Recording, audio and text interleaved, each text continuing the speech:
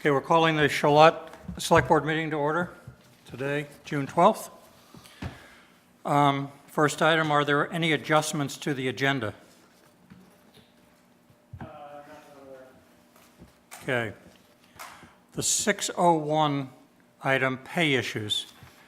So Dean has a write-up of the pay issues, 4 or 5 issues here, 5 issues, I guess, and then the handout of the spreadsheet.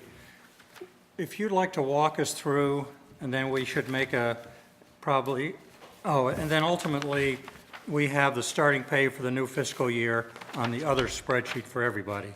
So there's a couple that need discussion, and we will start. So kind of want to talk to us about the beach attendance first? Sure. I broke out some of the pay issues just because of the last meeting. There were some questions and discussion, particularly regarding at first the beach attendance. And so they're currently at 10:08 for the current fiscal year. Yep. There are some that will be returning that worked last year, and there were some new ones. So the minimum wage for the state increased January 1st, and these are pay grade 2. So pay grades 1, 2, and 3 are all linked to the minimum wage. So the minimum wage went to $10 an hour January 1st. And so for FY18, our step 0 goes to $10.50, and step 1 goes to $10.76. So those that are first year beach attendants would start in June at 10:08 based on the FY17 pay grid, and then July 1st based on the FY18 pay grid would go to $10.50. Those that are returning would start at 10:08, their current pay rate, and July 1st go to $10.76, which is step 1 of the FY18 pay grid. Let me ask you an issue. Okay. When is the effectivity date of the minimum wage of is $10.50 the minimum wage? No, it's $10 currently, January 1st, as of January 1st. It's $10? Yep. Okay. January 1st, 2018, it will go to $10.50. Okay. So we have new beach attendants, and then we have returning beach attendants.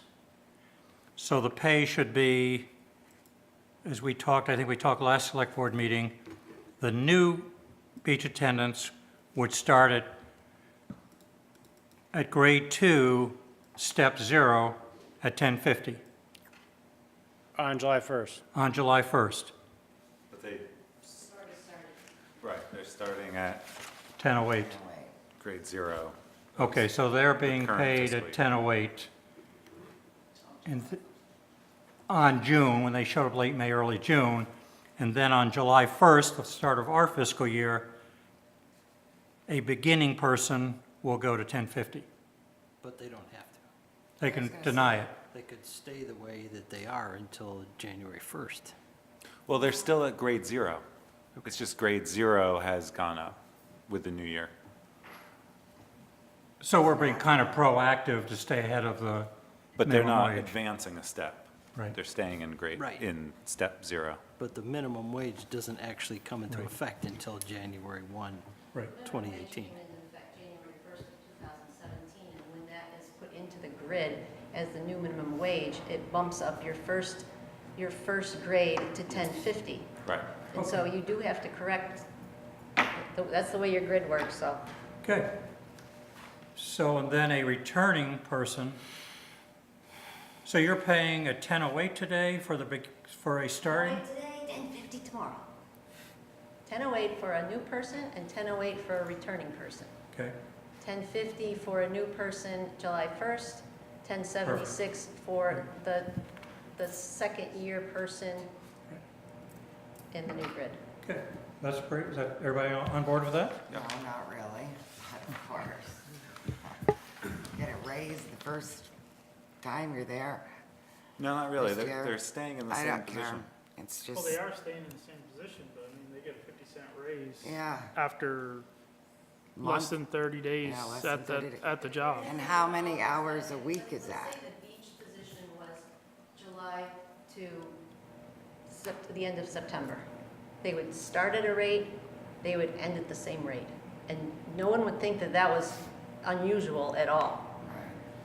Just because you have, you're hiring a seasonal part-time person and you're hiring them, and it's between 2 fiscal years, and now you have this grid and you put them on it, it is always gonna be screwy. And it's gonna be even screwier because for the next few years, the minimum wage is gonna change every January 1st. Yeah. It's gonna go it'll be $10.50 next year. So minimum wage will be $10.50, and an incoming person will be making $11.03 an hour. It's, So they're not only getting the basic increase, but they're also getting the pay increase. No, they're not getting paid. That's why I think it's fair. They're still staying at step 0. I heard two different answers on when the minimum wage is effective. I thought you said January 1st, 18. You said January 1st, 17. It's currently it went effective. up January 1st of 2017. Okay, so- The grid had to be To $10. redone for $10. It's gonna go up January 1st of 2018 to $10.50. Your Okay. grid will have to be redone again. Matt, why wouldn't you think it's fair to start a new beach employee at minimum wage? And for every year that they come back, summer after summer, there's a, small percentage raise given then? I don't know. That's the way the grid works. We go Right. From 2.5% raise. The grid. Yeah, wow, there's Yeah, more The to it. grid was created globally, not looking at the fairness to one employee. So it was looking at fairness to all town employees at the same time. And we spent a lot of time, this select board and previous select boards, making sure that that fairness was maintained from the highest paid employee to the lowest paid employee. Changing that for a small subgroup creates an unfairness, in my opinion. That and Managing, elected officials and- managing the issue of a minimum wage that's increasing is something that every organization's gonna have to deal with. The schools are gonna have to deal with this, the state is gonna have to deal with it.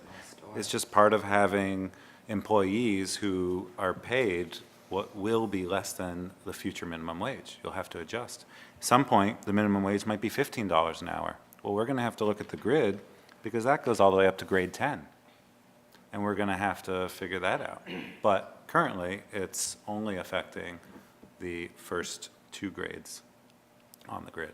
And I think we should just, We're gonna always be looking at this. well, unless minimum wage stabilizes to a fair living wage. Well, I'm just trying to figure out the whole concept of this because it's basically a seasonal job. And to have a seasonal job, because it overlaps in the middle of the summer, overlaps our fiscal year, it gets confusing, and I'm trying to figure out, basically, I don't see how you can put it on this grid and make it work properly. Well, It's just fair, because they've only worked 3 months and they get a raise 3 or 4 months out of the year. What about all the people that worked? Everyone else 8 gets and the 9 same months. raise. The fiscal year changes for every employee on the same date, July But 1st. they only had to work 3 months to get a raise. Something just doesn't, seems like that's more of a, You could see it the other way, that they're being underpaid for a month of the season, because the majority of the season that the town's employing them, we intend to employ them at the July 1 rate. July, August, September, October. So if the- That's the intent of the town, but the fiscal year doesn't start till July, so they're kind of getting less money than they deserve for a month. I mean, that's how I see it. 1 month a year, they're getting not paid enough, and then the town corrects it for the cost of living today, which is July 1 through the rest of their season. And they're getting paid the fair amount, like everyone else in town. The majority But you of only their have to work a few season, months. they're getting paid the fiscal year 18 budget. It's just an accident of when their employment starts. I get that part, but the fairness, I don't see it being unfair that Well- the rate increases on our fiscal year. That's how the town Right. operates. Well, a portion of the To raise- me, it doesn't matter whether the rate increase happens in the middle of when they're working or not. To me, it seems like that if I'm going to hire them for three months and it happens in different fiscal years, I've got an employee that I'm going to give a step grade and, or maybe even both if the, If they were here the previous year? you know, if the previous year, I mean, are you gonna, I mean, I know you're working on the before and after the fiscal year, but I'm looking at just the job itself. The job is for 3 months. Should it be a raise every year because somebody returns when they're working 3 months? And forget The part-time, the part-time, piece of the this. seasonal part-time people.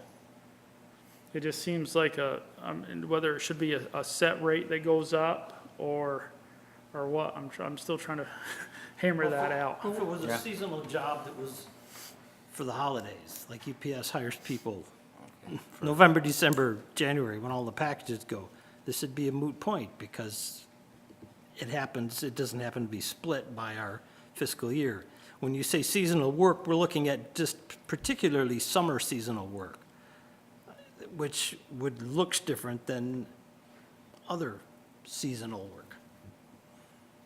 I mean, if you worked in a winter seasonal job and you worked 3 months and unemployment, or not unemployment, but the minimum wage takes effect January 1st, you would get a raise, have to get that raise if you were if we said everybody gets minimum wage for a 3-month job.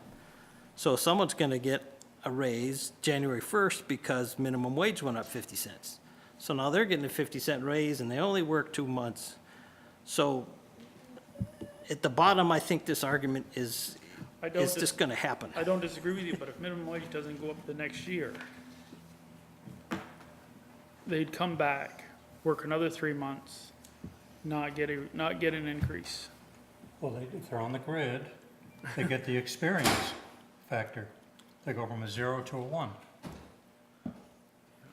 see, for me too, I think, I mean, I To- agree, I like having the people returning, I like the experience. right, even though they only did something for 4 months, they're gonna hit the ground running as soon as the beach opens. They don't have to be retrained. Right, I agree.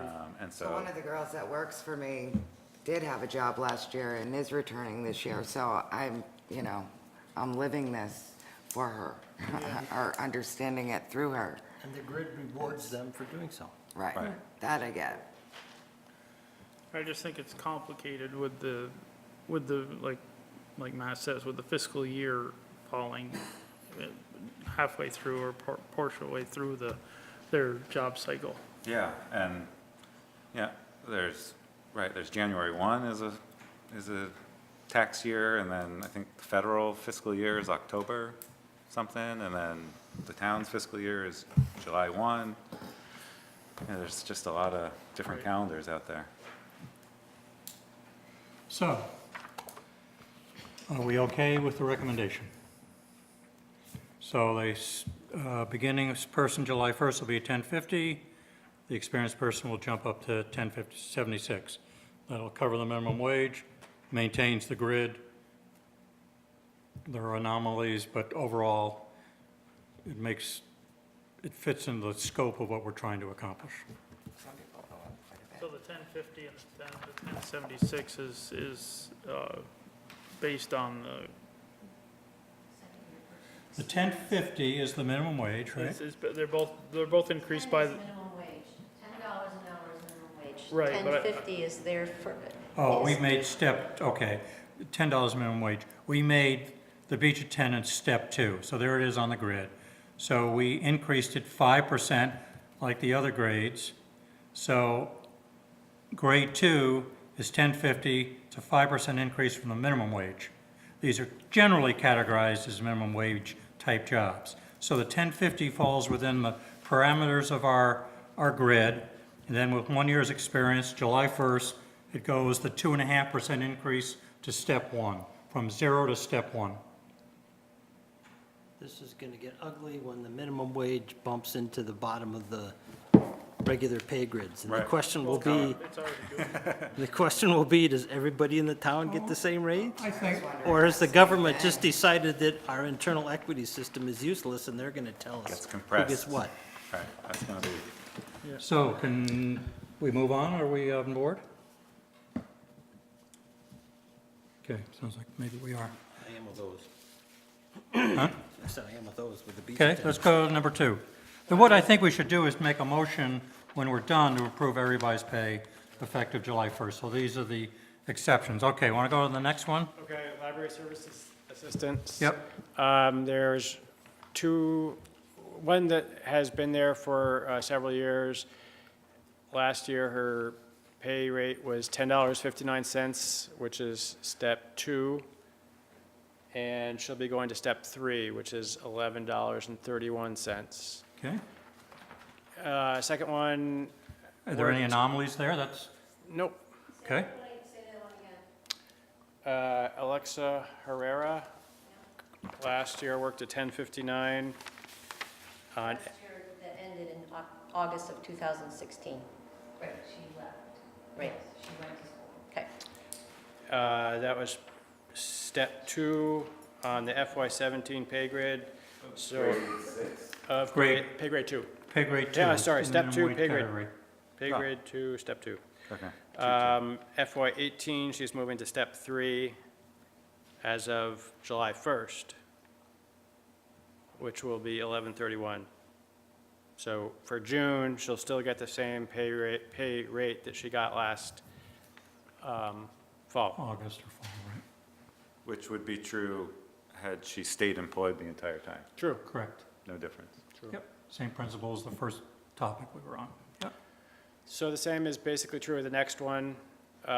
She was in pay grade 0 on FY17 and is returning, and similar to the first one, if she had worked throughout the year, she'd still be at 10:08. So in June, she'll work at 10:08, and then July 1st, she'll go to step 1 of FY18 pay grid, which is 1076. Right. She never left, she's always been working. Right, she's. Oh, okay. She stayed on. Okay, She started I- last July. So she's not an anomaly. She's there, okay. Right, and as has the other person who started in January and has. Okay. had So she is Santa Claus. currently at pay grade 0. She's not getting any step increase. She's just going to a new fiscal year as of July 1st, which is 1050 for step 0. That's all I have. So this is a third person, the Sarah, okay. Okay, But if she had gotten hired in December, She she would have go- gotten, Yep, step increase. so you don't hire anybody.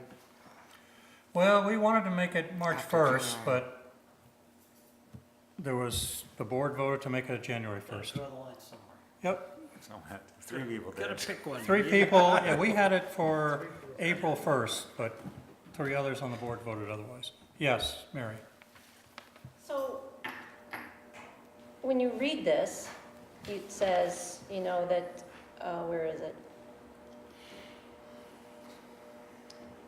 Callie, I guess. So, and it says, so she'll start in June, and then it goes on to say how it's moving up a step and, you know, the cost of living increase or whatever.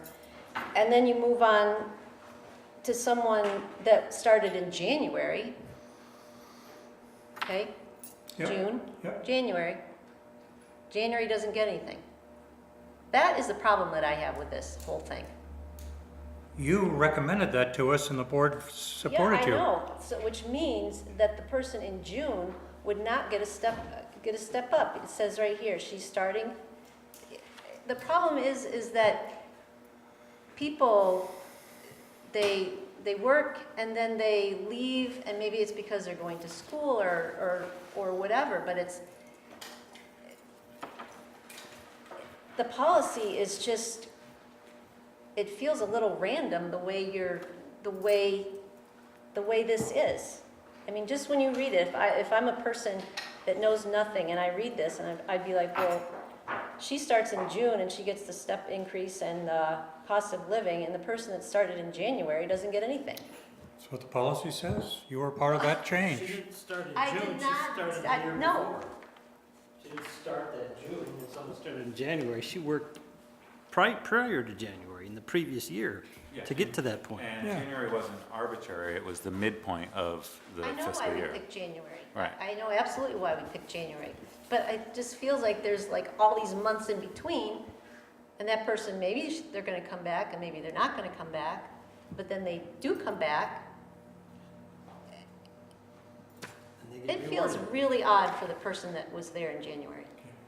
I'm trying to figure out why, if you're gonna have a pay raise for somebody that's coming back after they've only worked 3 months, there- why isn't there at least a letter of intent, maybe, possibly, of coming back? I mean, that would at least be something to start with, but I do, I don't, Yes, I Margaret. don't know. Yeah, I mean, we are following the pay grid, and I appreciate all of you taking care of that pay grid. The only thing I can speak to is the person who started Alexa,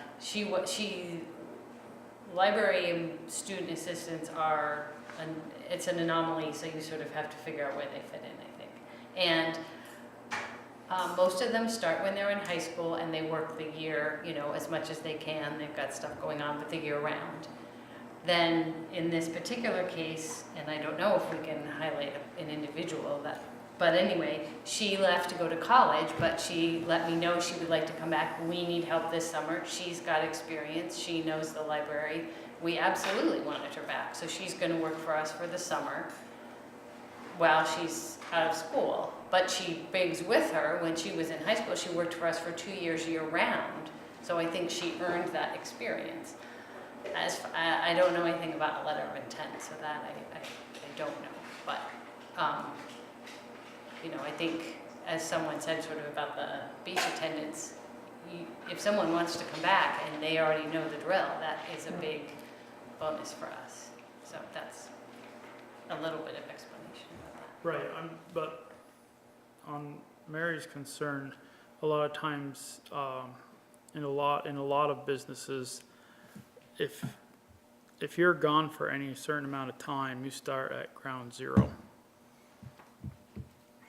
I mean, that is, a lot of businesses do that. If you get hired at a place and you leave and you come back, a lot of times you don't get any kind of pay raise because you're just coming in basically almost as a new hire with experience.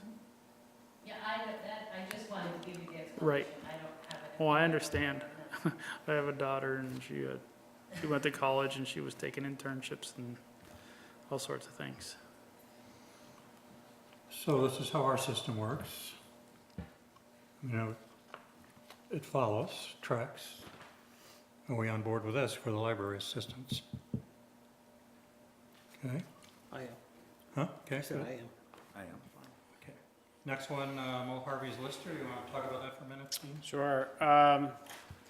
So Mo had been a lister since when the pay grade system was created in 2014. He was on step 12. Somehow, he doesn't work, I would say, a regular year, but he was paid in each of the years between then and now. So it seems like he should be on step 15, which would be 1976. Okay, yes? That is just bizarre. The last paycheck he had, okay, my dearest husband, but I'm still gonna pick on him, July of 2015, you paid him, and he was at step 12. Why would he be all the way up to step 15? Like, what's that about? There wasn't, so it's July 15 would be, no. Christina said he was paid in FY 17, which, no, she said he was. So in 15, he let his term expire March 2016? No, he quit. Okay. So I had, I guess, misinformation. I was told he was paid every year since 2014. I'll double check, but. Listers are only paid when they submit. So that would either They're- make it a 14 or a 15 then, depending what you find out. It seems No, like it should be a 13. 12 to a 12, Yeah, okay? should At con- 12, should because he continue from where he started in left off. March. If he, you know, if you think he's the same qualification that he's always been, then he would be 12. He got elected in March. And so then what do you do with him in July? Does he, then that means he doesn't get a step up. Well, this is the July recommendation. Step 15. He started working in March. Well, this, I think this is a hole in our system that Frank mentioned, is we don't have a definition of when you've quit and restarted as opposed to continuously employed. He was elected in March. Yeah, that would be the same thing as reapplying for your, re-getting your job. If I quit for a year and I've got 10 years' experience and then I come back in a year and a half, do I go to 11? Because our policy says you can only go up to grade 5 with previous experience. So we have to define the period of time that you're gone from your job to have technically quit and gone back to the policy. Or say if a year, 2 years, I mean, that seems to be missing from the, So I'll reevaluate this one and have it for June What are you 26th. paying now, to Mary's point, he's being paid now before the new fiscal year, is No, he? we haven't paid him anything because we 18.50. don't know what to pay him. Well, Listers are only paid when they submit hours. Well, they get paid every 2 weeks, just like everybody else. So A he's just, stipend? but he's supposed to A submit a stipend or timesheet. They're that's an hourly rate. hourly? So if they don't work, they wouldn't get a He's paycheck. been working. Yeah, Has he submitted the timesheet? No, we were kind of waiting for tonight, but that doesn't seem like that's going to happen. How much is he paid now an hour? Well, Barry's saying he's not being paid, but the Well, last time he was I know, paid, but what would last it- time he was paid was Step 1856. 1856. which is, in July 1 would be 1862. It's step 12. It was on a previous pay grid, so it was actually doesn't match these pay grids. It would be on the FY16 pay grid. Right, but that was at step 12. Right. So today, or in July 1, step 12 will be 1862. Correct. But he's working in the 18, he's working in the 16, 17 year, so he's got to be paid, he would be paid, well, I don't know what you're going to pay him. But step 12 and 16, 17 is 18. 62.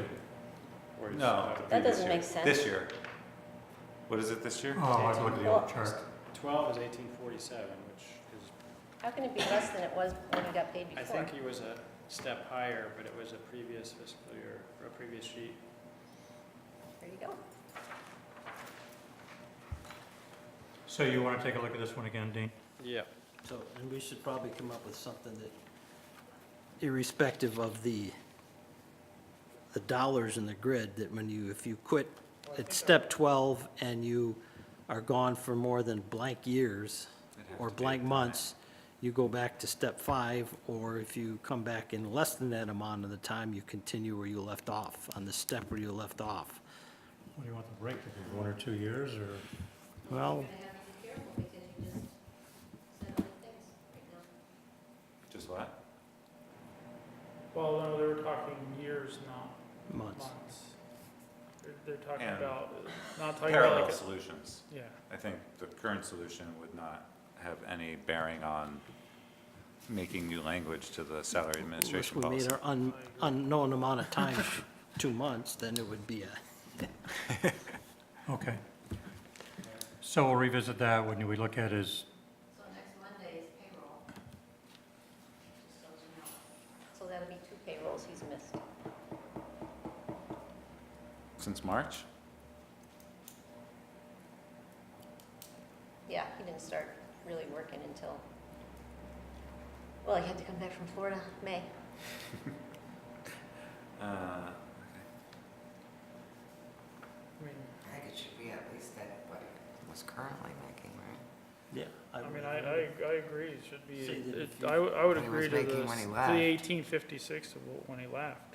Okay, that's the current, Huh? and that's pay Not on grade the grade. 12, that's step 12, right? Well, that was step 12 apparently when he was working. I believe it's step 13 of FY 16. So if he quit at step 13 and came back to work within what we think is in the appropriate amount of time to continue your, You go to step 14. he'd stay at step 13 now and go to step 14 In the next July.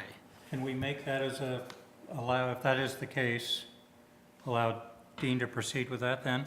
So if that's the case, if he left at a 13, July 1st, he goes on the grid for a 14. Does that make He's at sense? He's at 13 until July 1st and Right. then 14. And he's been gone like 2 years, and at some point in time, No, we'll it's have to 14. memorialize that. What's the amount of 14? Lister, grade 14, or level 14, 1937. 1937. So right now, he should be So is it- 1884. Right, but it was saying step 12 He before. should, they're saying he should be paid on step 13 of the old grid today.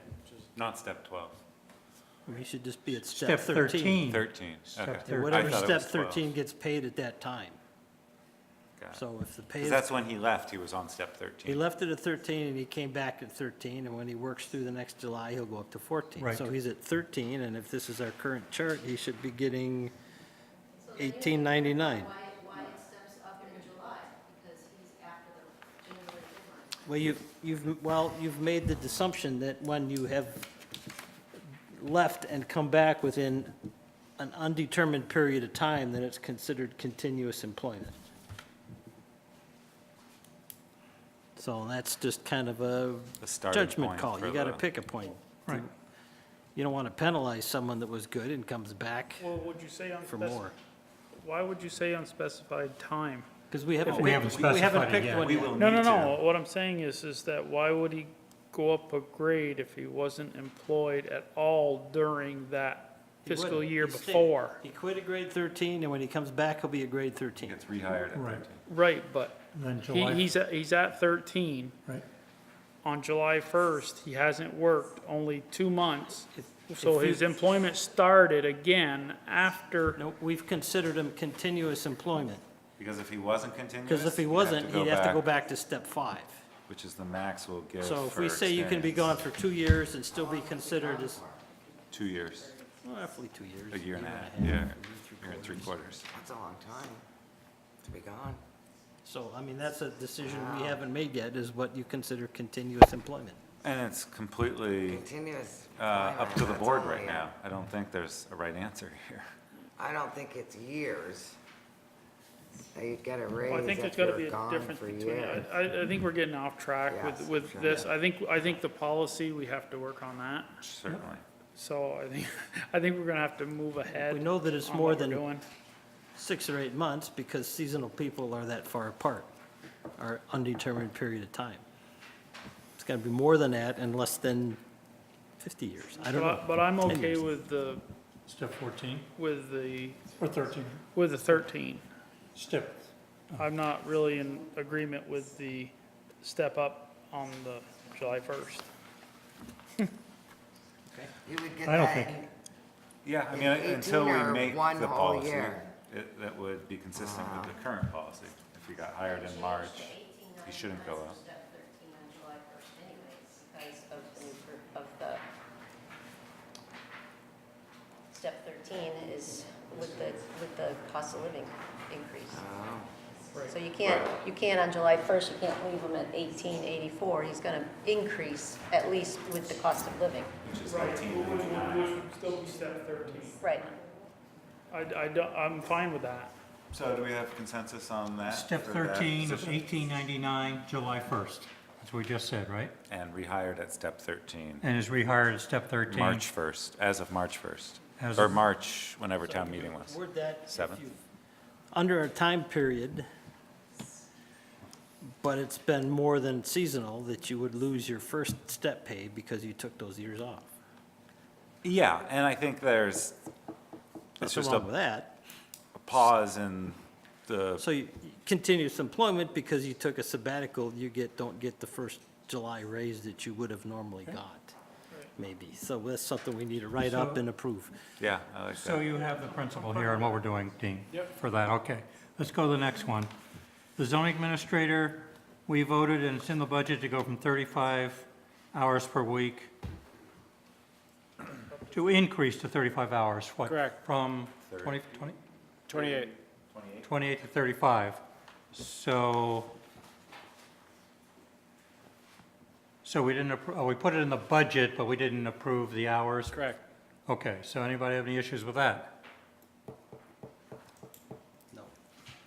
Do we need an action? That's just a sort of off the pay thing. Why don't we make, somebody want to make a motion to increase the zoning administrator from up to 35 hours? Is there effective date for that, Dean? July 1st. July 1st. Was there reasoning for this increase? Yep. Generally, it's partly just work-wise, and also to work more specifically on the digitization project, which will allow digital backup of all our permit files in order to, A, have a backup, and B, allow that to be used for access by the public. Is there a motion?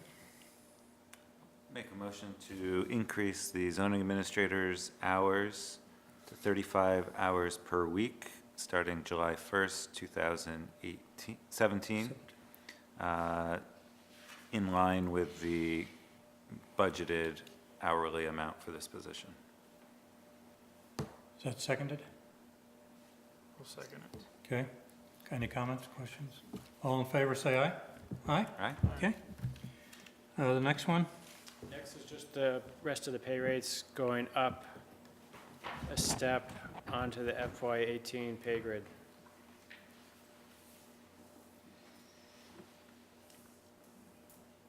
How did you handle this 1 cent variation? Did you round it up or round it to the closest? No, the pay grid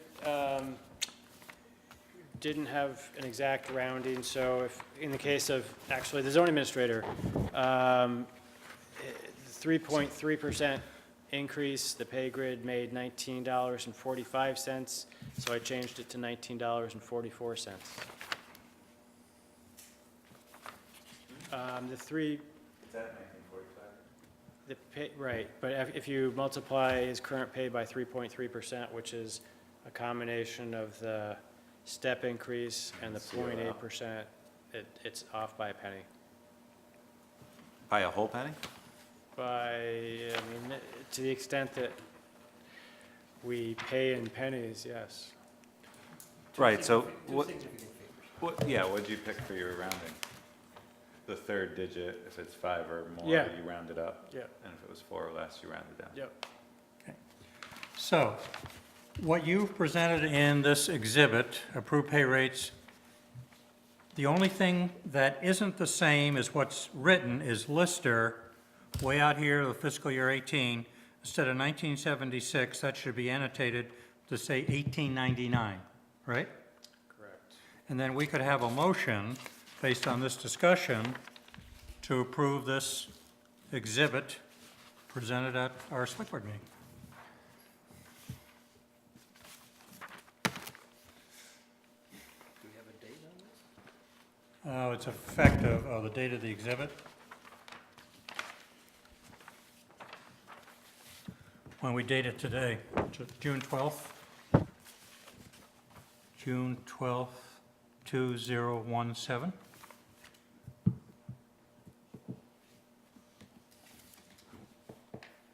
So I'll make a motion to approve the pay rates presented on the approved pay rates and hours for FY18 document, now dated June 12th, with the sole correction that the Lister FY18 pay rate gets changed to $18.99. Is that seconded? Can we just reference that it's the second Lister position? The They're both the same. the first Lister, It's Chief Lister, and then there's two Listers. They're but both those the two s- Listers are being paid different amounts based on their experience. Yes, that's correct. So the second Lister is the one that we're Okay. I don't know if he's first or second. It's second on the Okay. pay grid there. And we were, Okay. and we were gonna go with the 1856 for current. Was it column T? 1856, No, 1884. That's what I thought. The 1884 is the 1617 right. He's not Pay actually rate. listed on the pay grid because he wasn't, this was taken from when the budget was created and he wasn't working at that time. Oh, so this grid here is the July grid. But, hey, Yes. Matt, you don't need to do that because the two listers are the same. But they're in Great. different steps. Yeah, but the person's name is listed right here on this chart that we're about to agree to. Okay, I just want to note on the grid, if you Okay. look at column T, Oh. line Oh, I see. 20 and 21, the two listers who Yep. are rated the same have different Okay. pay rates. So you want to call that number 2, okay. Sure. With So- that, okay. This motion is for the fiscal year 18 pay rate, and with respect to your question, what should he get paid for this fiscal year was step 13 of the current Yes. pay grid, which is, I don't know, because I don't have it. 1884. Second? Okay. Any discussion? All in favor of the motion, say aye. Aye. Any opposed? One opposed, okay. Can't go back, though, yes. So are you gonna work on wording to amend and make clear that one thing that you were talking about? Yeah, when people leave. You mean like a Yeah. one-year, And so could you also somehow define what base salary is? base Do you know salary? what that is? per job. You know how your grades 1, 2, and 3 Yeah, are affected with the increase of the minimum wage? yeah, And grade 4 is not. And that grade 4, step 0 is referred to as the base salary in the chart. And it would appear that the only thing that gets adjusted by is the cost of living. That's what it looks like. Yeah. But in your different charts, you've had the cost of living down at the chart, and that is what that line was adjusted by. It wasn't a cost of living,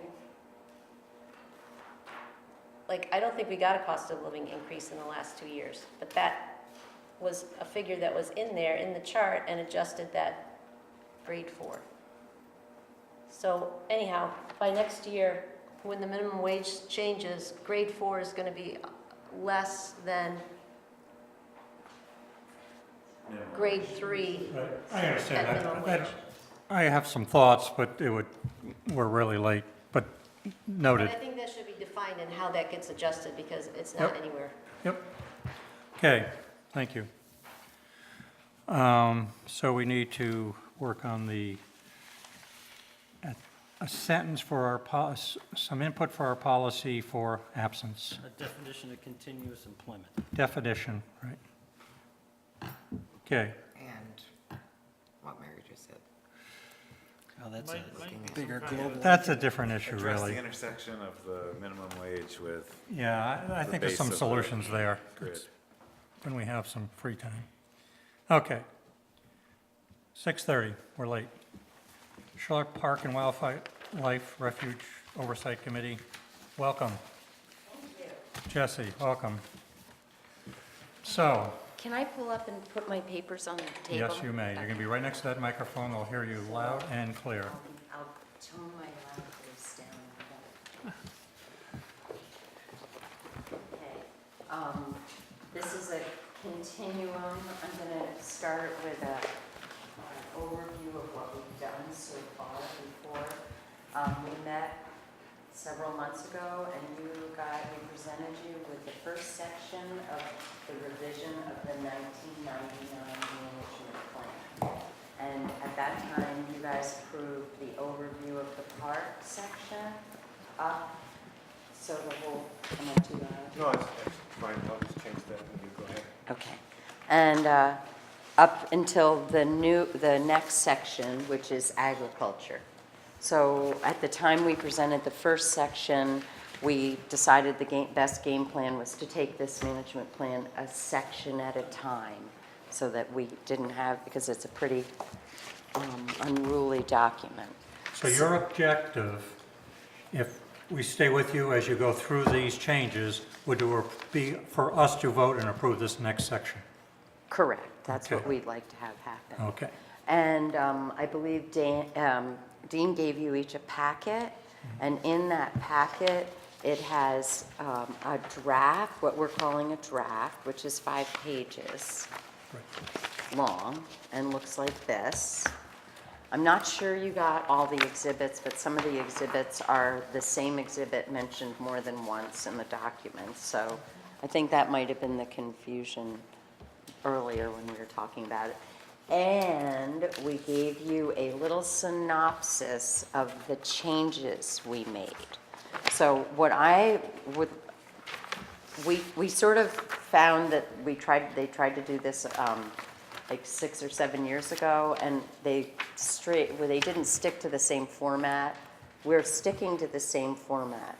So when we say we made changes, we're not changing the format of it, we're changing the content within the format. Does that make sense to everybody? The main goal of the changes is to bring the current practices into the document. Right, and experience, things that we found, like security, the original one had a patrol going out a couple times a month, it just hasn't happened. So this is sort of taking what we've learned over the years and what works and what doesn't work. From the 1999. In 1999. So here we are 17 years later. Yeah. 17 years. And we're trying to make this document kind of like an umbrella, because obviously things hopefully it won't be 17 years, but a lot of us aren't going to be around in 17 years, so we're trying to make it as like sort of keeping with the theme of this, but making it so that it goes into the future.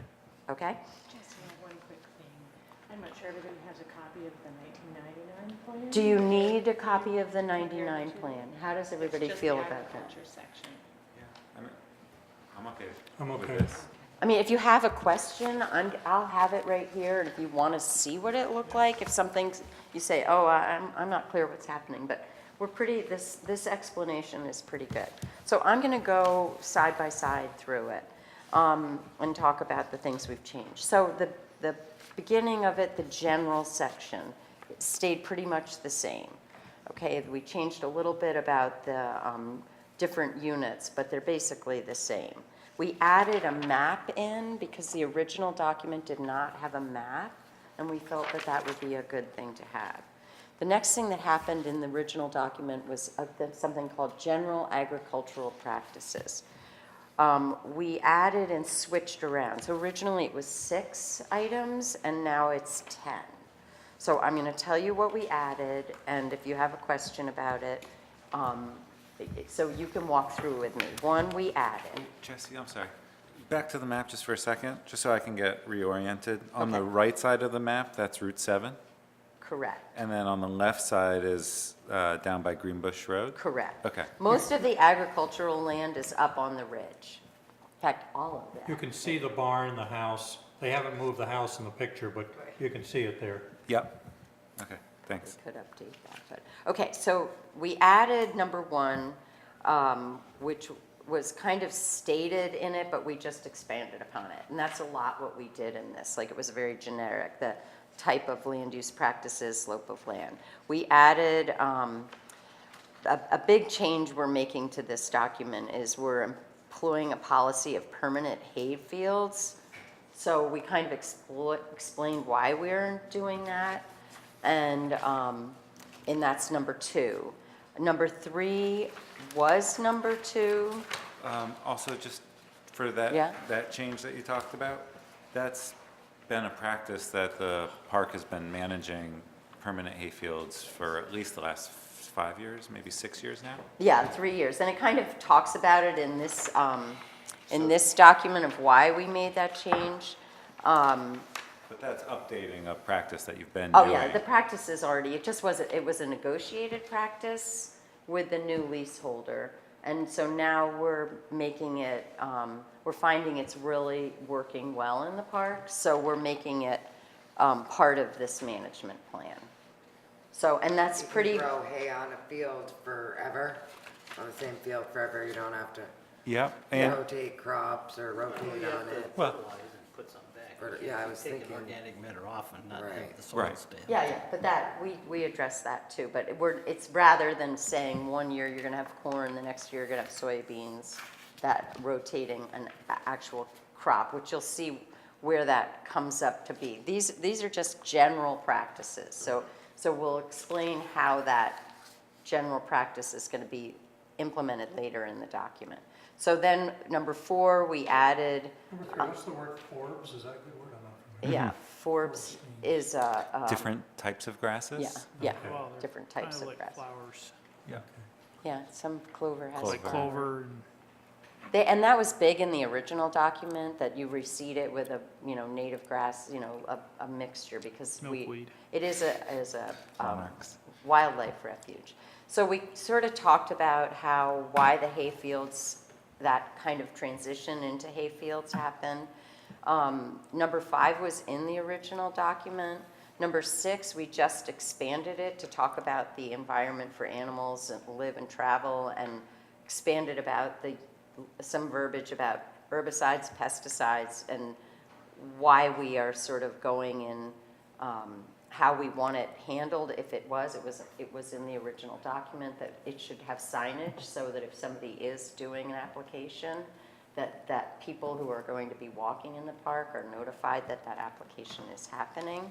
Can we go back to 3? Yeah. I was wondering who's gonna maintain the records? Records shall be maintained as the mowing schedule for all. Most of the farmers do that, but They we've been maintain it. meeting with the current leasee to go over that schedule. And a lot of it is happening around the nesting birds. I could see that. And he's totally on board with it. So we haven't, we talked about this earlier, we're just saying it now, because if we don't know, Excuse myself just for a minute. no problem. Do you want me to wait? No, if you can keep going. Okay, so if we're just making this so that if he isn't our, next farmer, that we can, right now it's an agreement, verbal agreement, so written agreement, but, we want it so that when you go to Well, it's a written negotiate the agreement, next. but you're changing the written agreement to state more of what it's actually happening. Right, exactly. Okay, so now I was up to 6, and then we added about water quality, because since this was written in '99, water quality has become a much bigger issue, so we added that. That's number 7. That's number 7. Number 8 was number 6. Number 9 is another big change we're making to this document. The original management plan did not include the scenic overlook. And we've been managing it as part of the park for many years, so we felt that it was a good idea to bring it into this management plan. So that was number 8, 9, and then number 10, Well, it's included in the agricultural lease. The what? It says the field is included in the agricultural lease. it is. Yeah. But it's never been in the management. In It's your never plan. been, it wasn't mentioned at all in the 99. And the ag leases started when the park started. but Right. The scenic overlook was already owned by the town and got put into the lease as extra lands, but Yeah. was never in the park. Right, and the oversight committee manages it for view corridors and invasives, and it's goes into our budget, when we know we're gonna do work there, we put it in our budget, so we're just making that official. And then the other thing we're making official is number 10, which is actually saying where the official agricultural access is to the park, which you'll notice that the Varney Farm, we used to have a agricultural right-of-way there, and several years ago, the town allowed them to move the house into the right-of-way with the agreement that a new right-of-way would be established, and that hasn't happened yet. So we need, that's future work for you guys, but Probably relatively pressing since the land is for sale. Yeah, on the town side of that, the house is for sale, so that ought to be a priority. Where does that come out of? Zoning, planning, or straight select Well- I board? think straight select board. I would We assume make- it's the select, it should be the select board's, decision, because, We made an agreement you for made an changing the agreement. right of way. You made an agreement with the landowner of not designating where it was, or to remove. It changed it from where it was to having one and not designating where it's going to be when the house was moved and when the event barn was applied for. so our point is that we don't want that technicality to hang up our approval of this, but it's something we all need to be aware of, because he made an agreement with the town, but if he sells it. So anyway, we Our put issue, in not for yours. now, It seemed the very- location of the access is to be determined. You seem very proactive of the committee to maintain a record of this right away. Right, so, in the event, when the access is actually determined, we can add it back in, okay? All right, the next thing that happens in the document, original document, we added, it never was in the document to talk about the agricultural lease. So we decided this was a good place to put in sort of the term, the generic conversation about the lease. It says who's in charge of making the lease. It says who's in charge, that the oversight committee with the select board will, the leasee is responsible for a business plan. It sort of defines what the town expects from the leasee in a very generic way. And then it talks about the parts of the park specifically that are not part of the lease, which is the hedgerows, riparian buffers, trails and roads and ditches. We also felt it was important to add in a line there that the management of these areas is the responsibility of the town through the park and oversight committee. Because we want to make sure that if they know they can't go into the mow down our riparian buffer that we've spent thousands of dollars making or chopping down hedgerows. So we wanted to be very clear about Should the that. town of Charlotte be Charlotte's select board, to be more specific? You could make that, the management of the town of Charlotte Select Board, yeah, we talked about it. Right. Yeah, so you could, it says, the responsibility of town of Charlotte Select Board. Park Oversight Well, above Committee? you have the park oversight committee and select board. But these I are the mean, things that are not a part of the lease. Yeah, let's just put it in, why not be, our I whole think so. goal with this is to be as black and white as possible, no gray areas, so I'm gonna put this just through the we'll select board. put the Select Board. Or did you make a note on that? Okay. Okay. Oh, you got it? Okay, cool. Jenny's on it. All right, now comes our Can I biggest, Do one tiny grammatical. yeah. Back up above the number, the last sentence, the Park Oversight Committee and Select Board will ensure that stewardship and use of the agricultural units protect park land and infrastructure and is consistent. Just because stewardship is singular and use is singular, so is would be singular. I'm shocked you missed that the first time. I am too, I apologize. I tried to get all those out of the way. I'm teasing you, Matt. Okay, so here's the big change we made, and I've already touched on it. We took out the crops section completely, because we're gonna have hay, permanent hay. Okay, and then, so we moved to the next section, which is permanent hay lands. Okay, we added in the lands that were in crop and also the lands that were in agriculture, which were, livestock. So we're taking out, those are the really big changes we're making. We're taking out the crops and livestock. And so we've put in the units, we added A, B, E, the whole of I, J, K, and the scenic overlook. which of course wasn't mentioned before. The description remains pretty much the same. Then you go into the management standards for agriculture.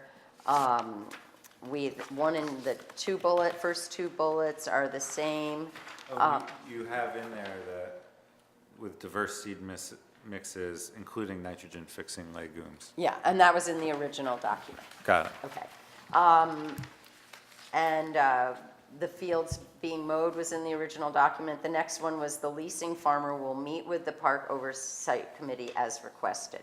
It happens, they meet with us, but we just felt like it was clear to put, that we are the stewards of it and oversight, so we put that in.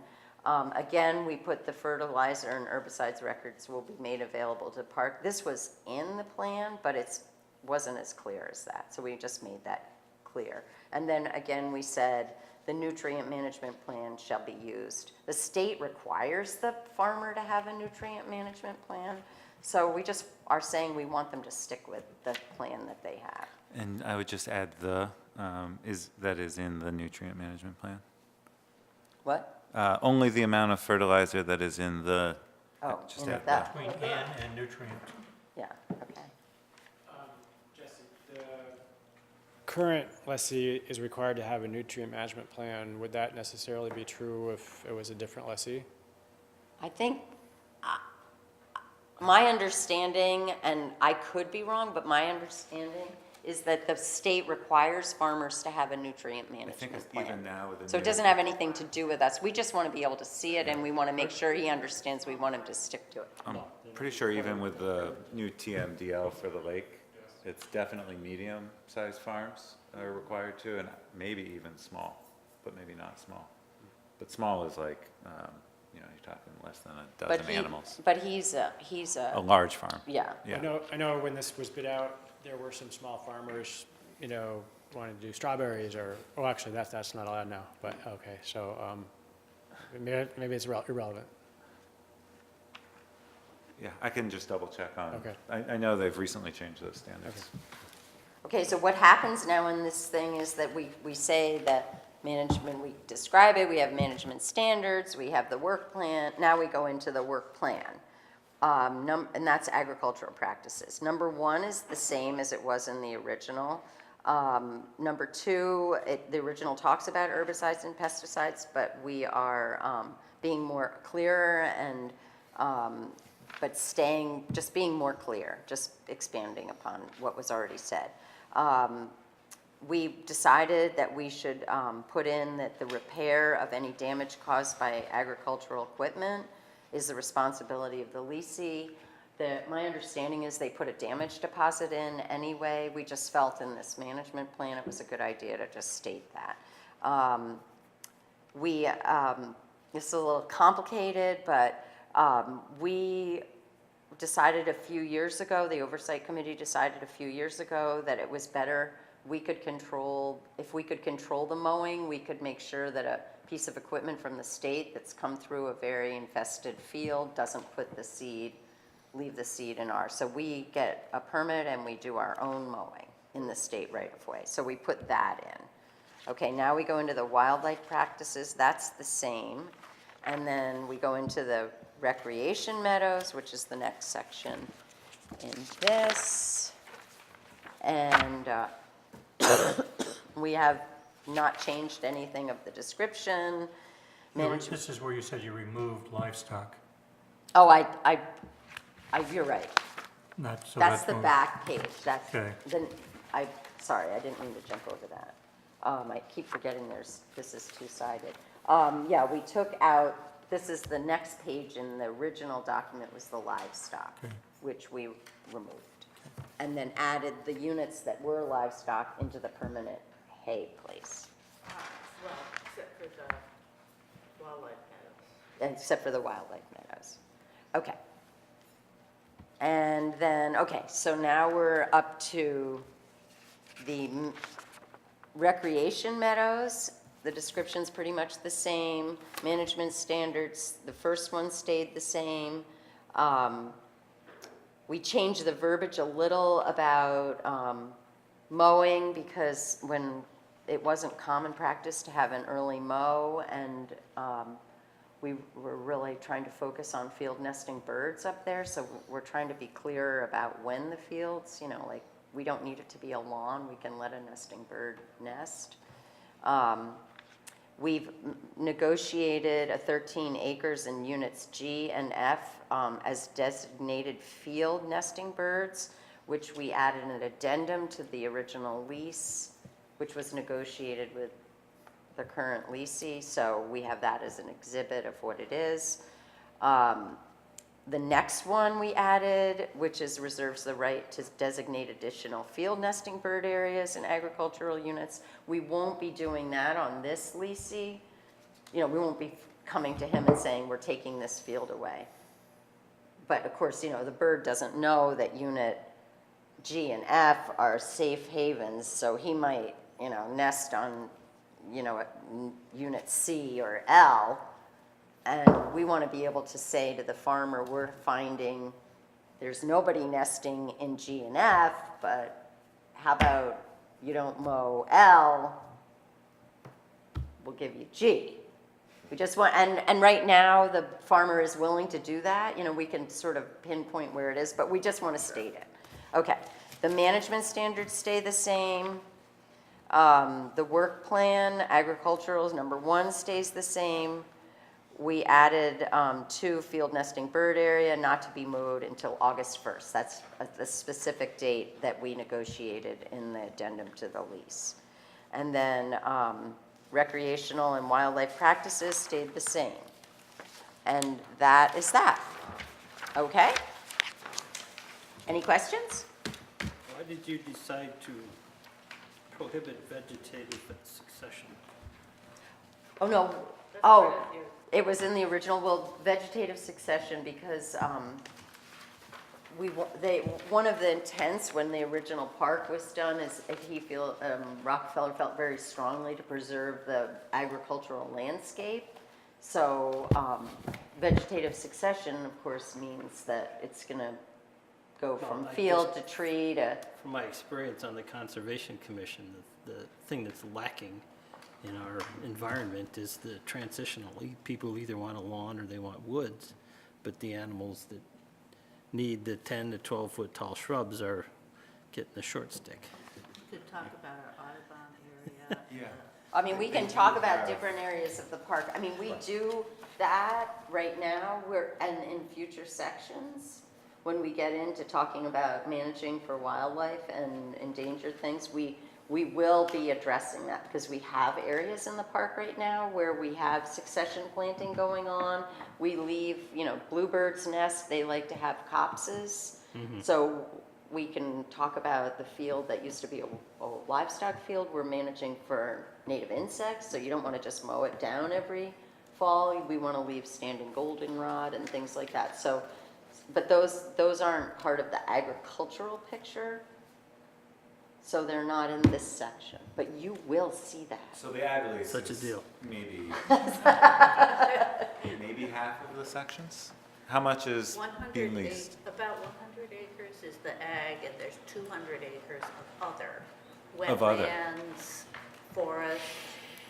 So only a third of the parklands is non-succession, non-vegetative succession.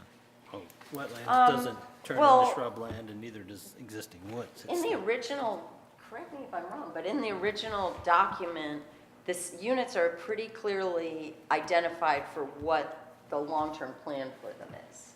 And one of the problems that we've had with these invasives is that not only do they fill up our fields, but they go after our trees too. The vines pull down trees. But like there's a wooded, the rest of that's what this fat part is. It actually breaks the park down by units and what's in those units.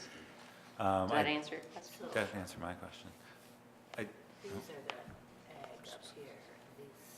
So 125 acres on lease for agricultural use.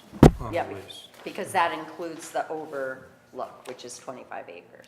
I did get to the Act 64 changes for required agricultural practices, or RAPs.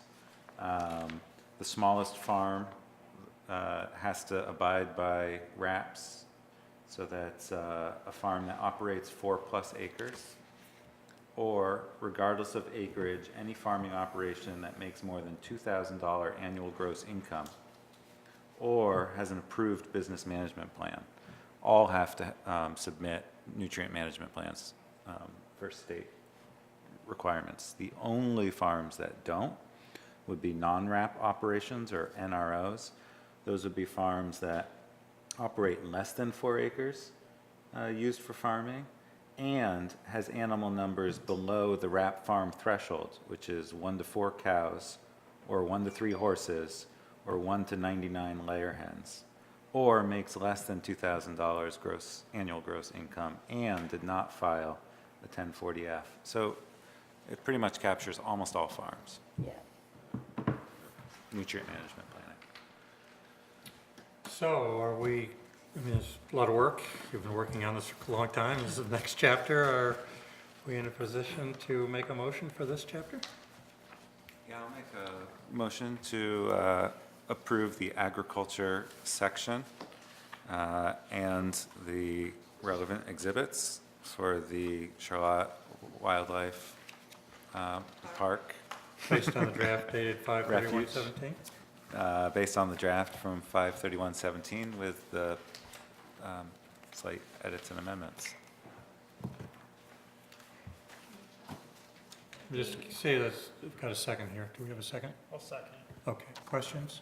Dean has some corrections too that we want to take a look at those and incorporate the corrections. You had more about structure, but also I think you had some smaller corrections. Sure.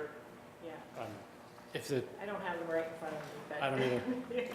So can we Sounds do it with Do it the now. dean's corrections? I mean, is they, Are they significant enough to? That's up to you to judge.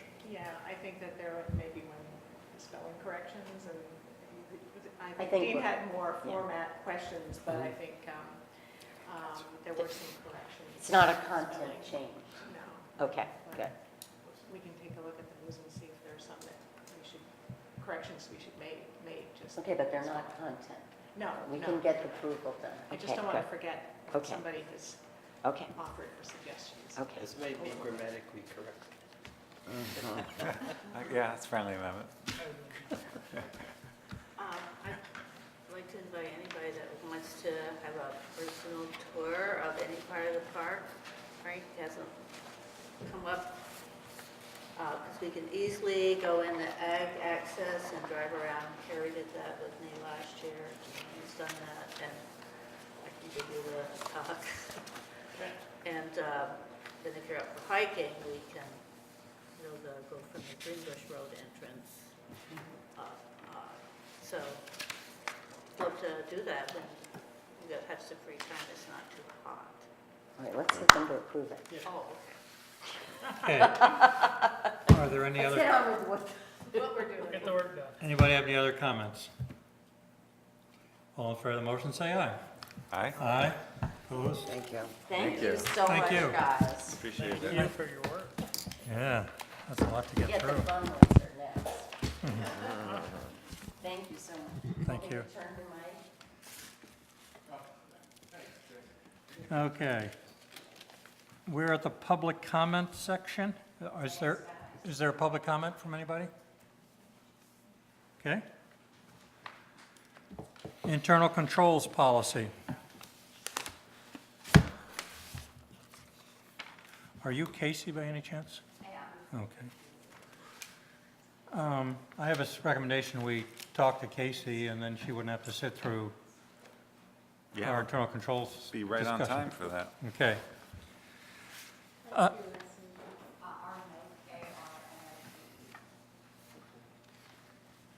If I could, want me to summarize? So we have a red ribbon around the tree. Yes, I do apologize for not being there at 5:30. There was a car accident on Shelburne Road and I was completely stuck. Could not get anywhere. I apologize. So that tree is a beautiful elm tree. Love to preserve it. The road commissioner looked at options to have the driveway to the left or the north or the south. But in all situations, he still feels it's not totally safe with the tree there. And a tree warden was there, and he wants to save this beautiful elm, and we do. So we're trying to think of you, if you have any other solutions, such as have your driveway enter in from the co-housing unit. And then we don't have to worry about the safety of getting on the Greenbush Road. Because I'm afraid, when push comes to shove, I'm afraid we're gonna have to say, unless people want to object here, we're gonna probably have to take the tree down. Because it is in the view. We talked about taking the easterly-most section of that tree, it's a foot in diameter. Right. But that doesn't give you a whole lot of extra vision. So we're trying to help you. So our easy out is to put it back on your shoulders to Right. see if you can work something with co-housing. That's, So that would be something, you know, they would need to agree to allow Right. you to have a curb cut there. I wouldn't know what they would think. I don't know. So, and then in talking with the road commissioner, this has happened before. Basically, you have a valid highway access permit in the location with the conditions. But if you wanted to do a different one, you know, you could discuss it with them, see if they're willing, and then apply for a new highway access permit that would actually go onto their road. Or, Actually, as I think about it, yeah, if it was on their right-of-way, it wouldn't need a permit from the town. wouldn't even need a permit. So that, okay. And then there was maybe a possibility of one on the hedgerow. There's a mailbox just south of the common way. And generally, the town does not approve accesses that would shine headlights into a house. But there's a possibility of one, I mean, the Just road nor- commissioner. Just north of the Common Way, just north of Common Way. Just north of the common way. Just north of Right, Common Way, okay. sure, yeah. Okay. But that would require another application. And then the road commissioner would go out and measure the site distances Okay. for that. So, that's, Perhaps Dean or somebody could help her get in touch with co-housing people. yeah, we don't know what your urgency is. We want to save the tree too. So, Yeah, it's kind of it's a bummer. It's just such a beautiful tree. It's- But Okay. if it stops you from building, you could use the beautiful tree in other ways. you Yeah, know. yeah. We So could you- plant 5 more in place of it, Right, so. right, You know, right. the tree warden doesn't want to have your project delayed because of that tree, Right, you right, know? right, okay, And we all love beautiful trees, but right. Yeah, we got a few choices, that's it. okay. so we didn't make it as easy as you had hoped. Yeah, no, it's, just on the science of it, you know, the road commissioner and the tree warden both recognize that it is a red elm. It could get Dutch elm disease at any point, which could, or it could be disease resistant. So, you know, it could be an exercise in trying to save a tree that in 5 years might get a disease, or it might live like our previous oldest one, 170-something years. be locked on by then. Yeah. Thank you very much, I appreciate it. I'll send you contact information that down there. Excellent. Thank you so much for your time. All right. Bye.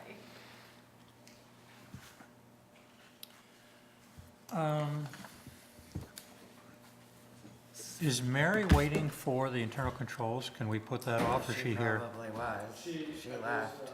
Well, we're not particularly late, are we? No, we're actually early for the 7:30. Should we delay this one right now? I mean, this isn't going to be among us, the internal, or what do you want to do? Well, Mary was probably waiting, right? Yep. Okay. Just hold off for a few minutes on that, Sure. unless somebody's not, Scott Hardy, you're Scott Hardy.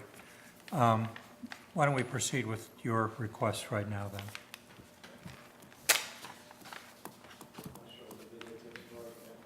Sure, that microphone's on, but just in one of those chairs. There we go. So, could you just summarize, you're looking for a refund reimbursement, so could you summarize what happened and what didn't happen? So, I think it was in 14, 15, I went through a subdivision of a 10-lot, 10-acre parcel into 2 5-acre parcels.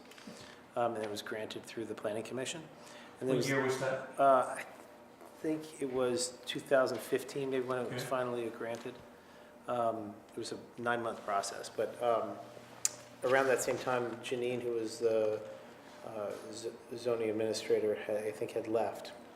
So there's a few of these that happened. So somewhere in the process of getting the approval to, in the letter, said 180 day, you had 180 days to file a plat.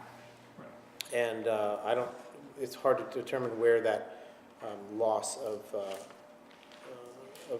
chain fell apart, whether it was me, whether it was my surveyor, whether it was the U.S. Postal Service, or somewhere in there, the plat didn't get filed.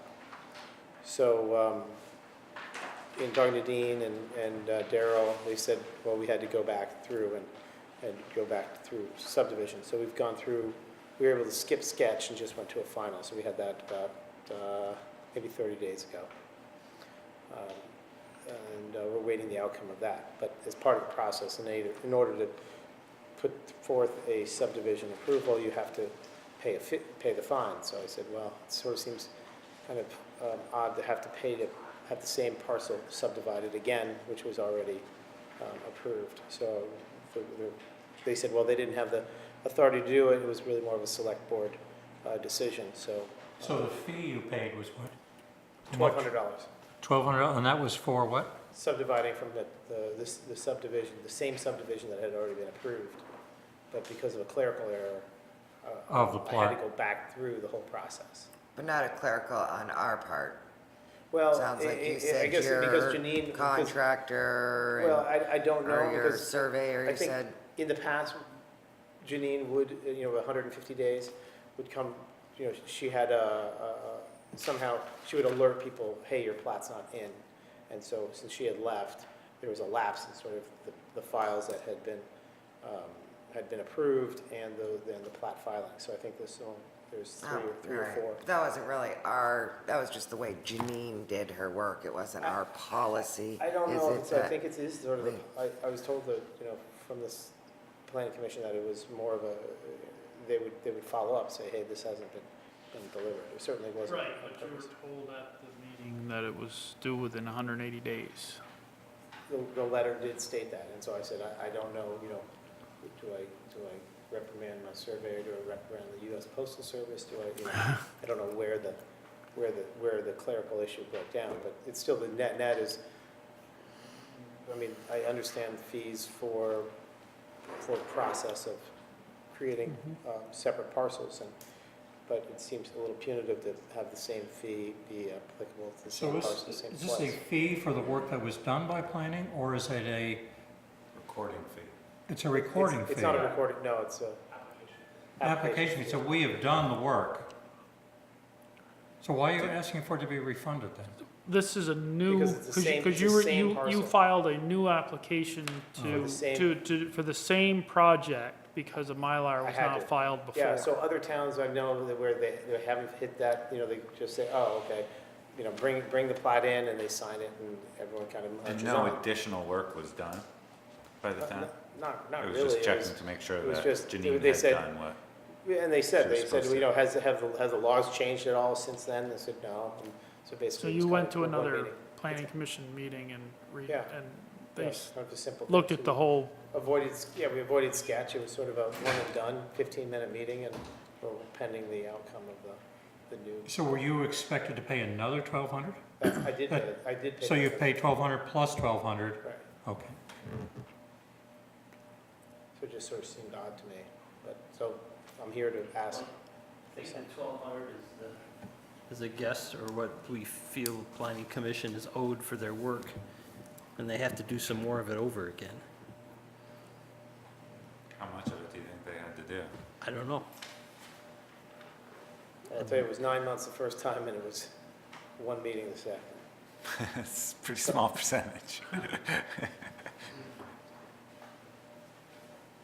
Do we know anybody know from the planning commission?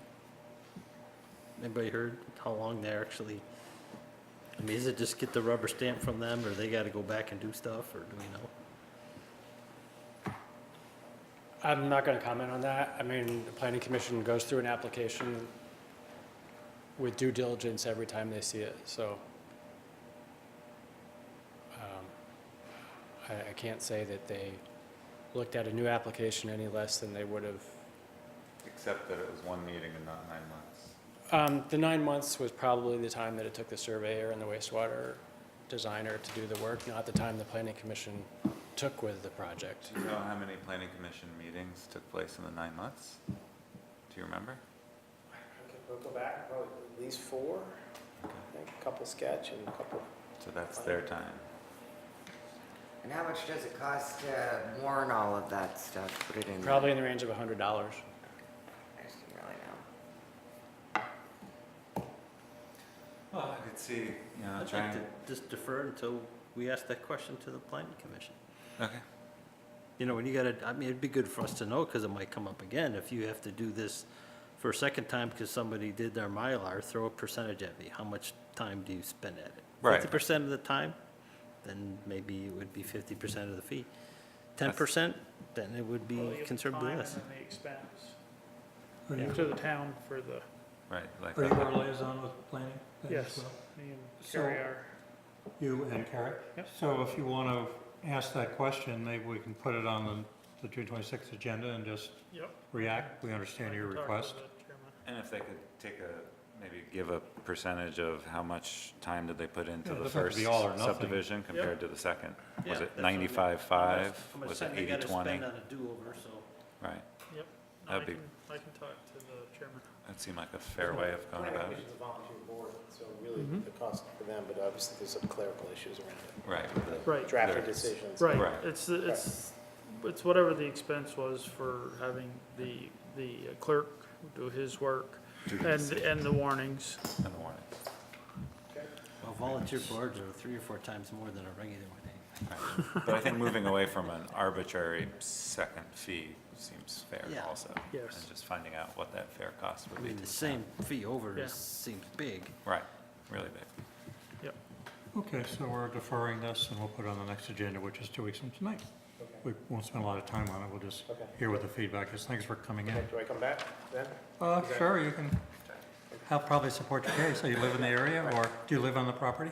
I don't, no. Is it, how far away? How far is the property or how far? No, I know where the property is. Is it Oh, inconvenient for you to it's be fine. here? It's no problem. Okay, Thank you. Next. thank you. I have no concerns that we're not doing the 7:05. And Mary's left, have we adjusted the agenda? Mary left before, Before you. yeah, we skipped it.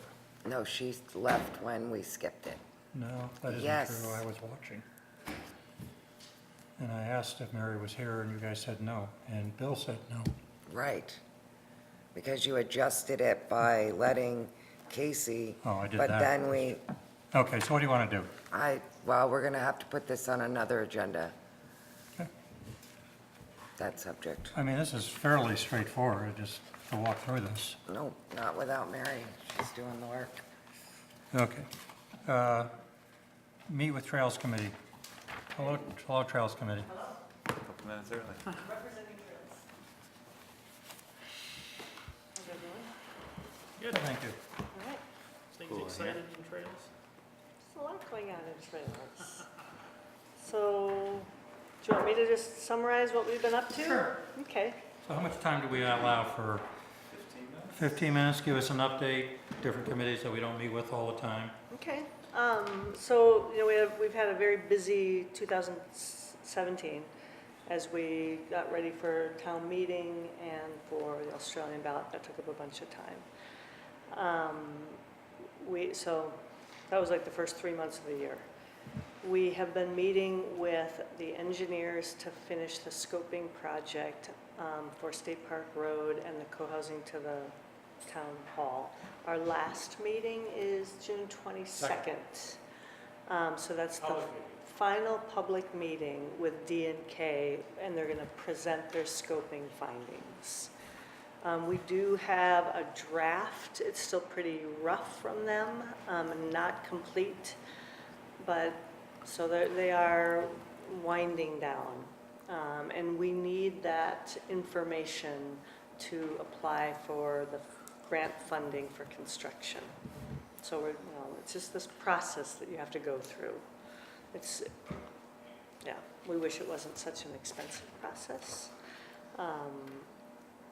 That was all grant funded, but we're moving through the process. And I'm really glad we did decide to go through scoping for both of those sections at once, and now they're gonna be like, done. So, Is this update going to be much less complex and costly for implementation than the first presentation? is it gonna be more, more I said complex? Less complex. I mean, they're talking $1 million trail segments. Well, I can tell you that we hope so. We did end up meeting with Junior Lewis because the engineers came to our Trails Committee and they presented, 3 options for State Park Road. One of them was like down through the wetlands. One of them was kind of To the north. around on easements that we don't have, and one of them was along State Park Road. And then we met with Junior Lewis, which I guess is on the agenda later today, isn't it? Oh, no, when is that on? To talk about the change in the road width That's not, today, okay. So there's a little bit of room on State Park Road to give more room to the trail to decrease the cost of the trail. So we are trying to do everything that we can to make this not as complicated a project as was initially presented. It's still going to be a little bit complicated going over Kimball Brook. They're going to have to build some type of a cantilevered something over that one spot. So I don't know if that answers your question. Yeah, I think a roadside solution, or you got to have a separation, but a roadside solution is much better than bridges going through the wetland and. We want to get this done. Yeah. We don't want it to be overly complex and overly expensive. Yeah. Okay. So that's been our main focus. You'll see some things on Front Porch Forum inviting people to this last scoping meeting. We've also had a trails work day where we updated Pease Mountain and updated the signage and cleared the trail. And then we also cleared kind of from the health center, the trail back behind here. So we restaked it and cleared it. We are hoping probably in the fall, when the underpass is done, to have some kind of a celebration, some type of an event, connecting the trail. Like maybe a run. I don't know if we'll have enough time to organize a whole run, but we'll have some type of a public celebration.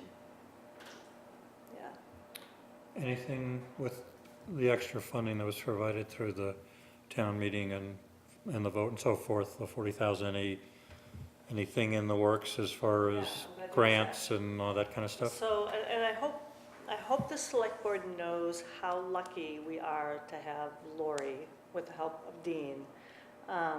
She's a Middlebury grad who retired from her job and is kind of working huge hours for trails for free, writing these grants. So she's in the middle of doing a VTrans grant, and like I said, we need the scoping information to complete it. But she's got it like 80% done now. Do you know when that due date is? it's in July. In July? Yeah. And that grant is for what? So that application? grant, that will be a construction grant for State Park Road, Okay. and it will use that money as a, percentage of the town funding. So things are moving forward. How's existing trail maintenance been with all the rain?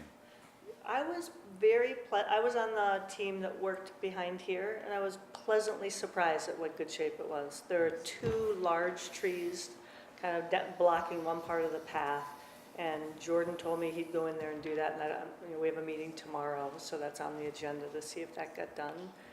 And they said Peace Mountain was in good shape. I mean, we're doing kind of pretty good regular maintenance, so things are staying in pretty good shape. Nice. Yeah, signage could be better. That's definitely for sure. That has not been a super high priority. We did buy 2 benches with the last of the funding for this year, very similar to the ones done in the beach. And they're probably going to be on, one of them will for sure be on co-housing. And maybe the next one will be on the Melissa and Trevor Mack Trail, once we get that going, through. You, going back a couple steps, when you were talking about the tunnel, so that'll be completed in the fall. Yeah. I guess it's installed now, Yeah. but are there places to walk in and out? I mean, is it, So I went down there and looked about 2 weeks ago, yeah, and they had like half of it placed. And it's very impressive. Has anyone else been I down to saw see your it? picture, but Yeah. is it in the middle of the woods or wet? I mean, on either side It of it? seems low to me, but, the road's gonna be built up, and they hadn't connected it yet. So it just looked like like 3-piece culvert put together, kind of low to the ground, with the road not yet built on top of it. Yeah, it's impressive. Nice. Will there be lights in it? I don't think so No, so there's either. any. Yeah.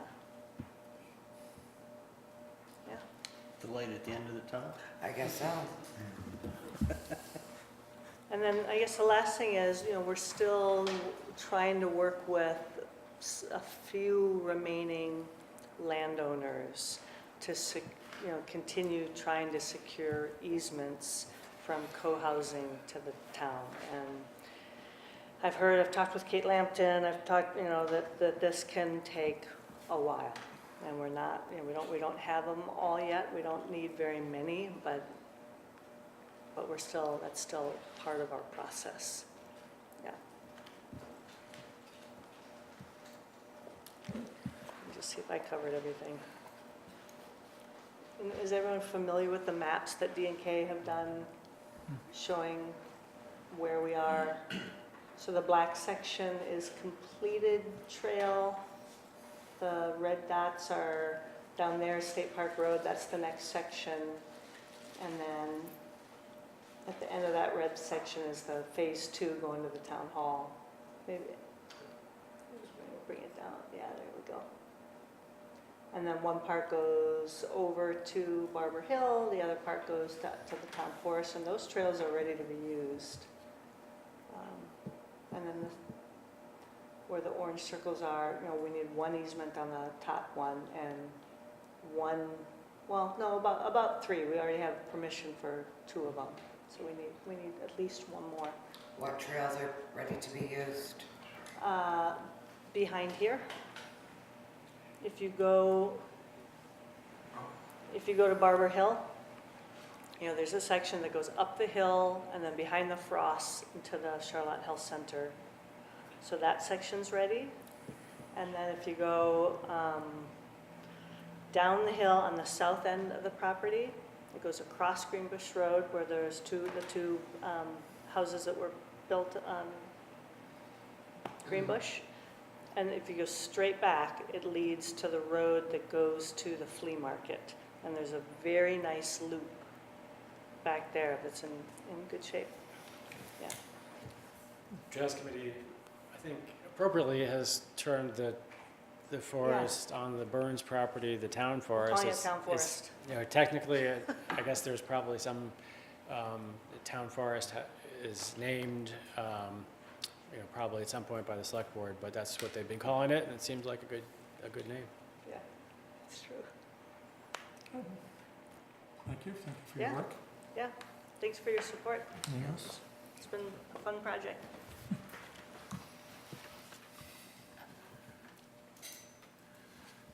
Rich Ahrens?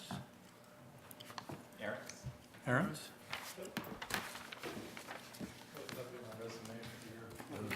Thanks. Let's see, highly organized. Good colors on it too.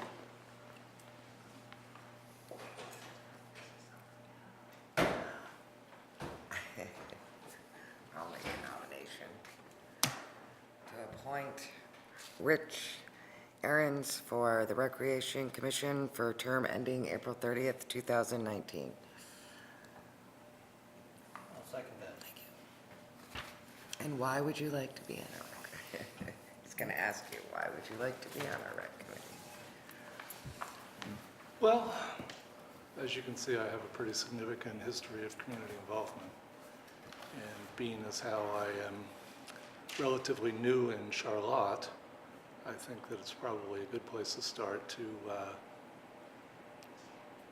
be involved, yet take my time to learn some things about my community and the priorities.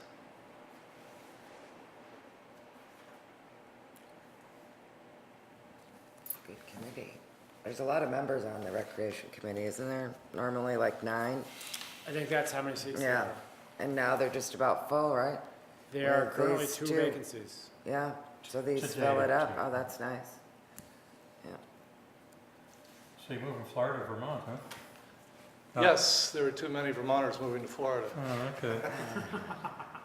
Don't want anyone to flip over.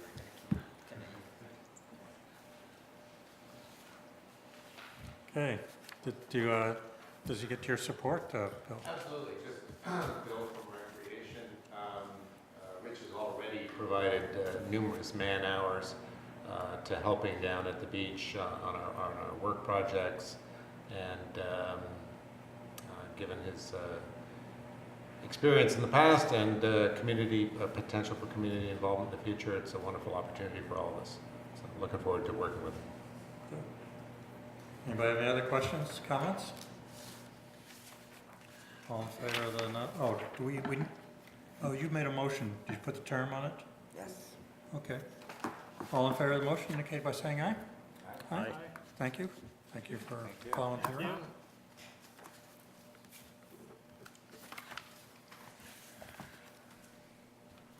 Rodney, I think we met you once before, didn't we? I was glad to. I did provide it one other time. Yeah.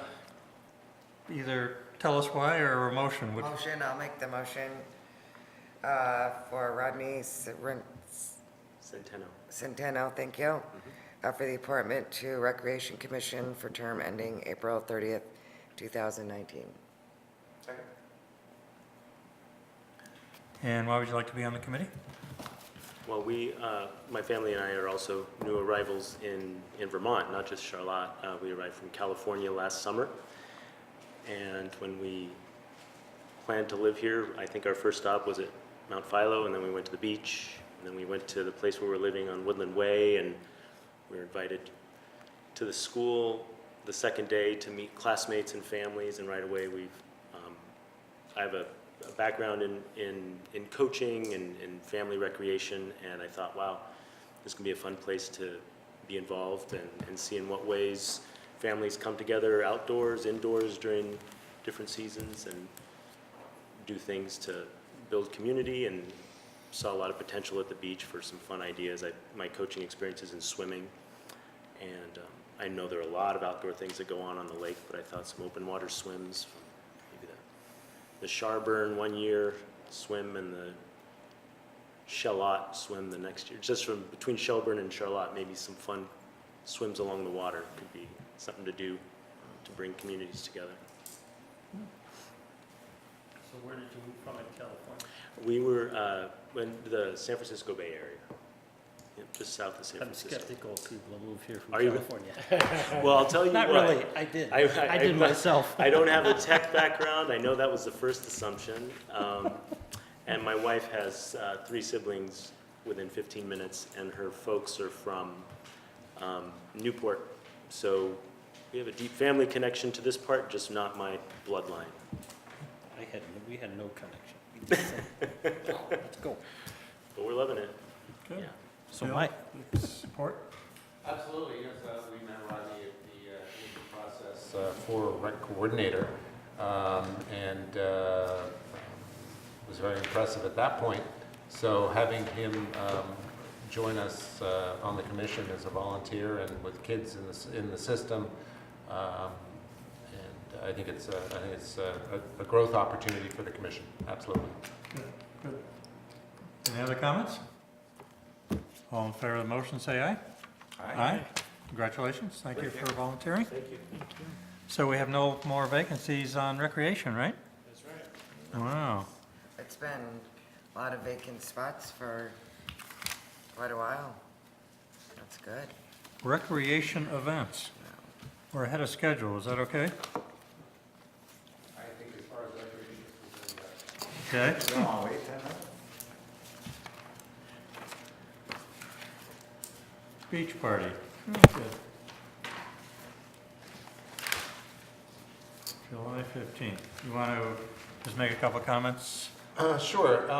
We have gone through the process, Recreation has gone through the process of filling out the application, the event application. And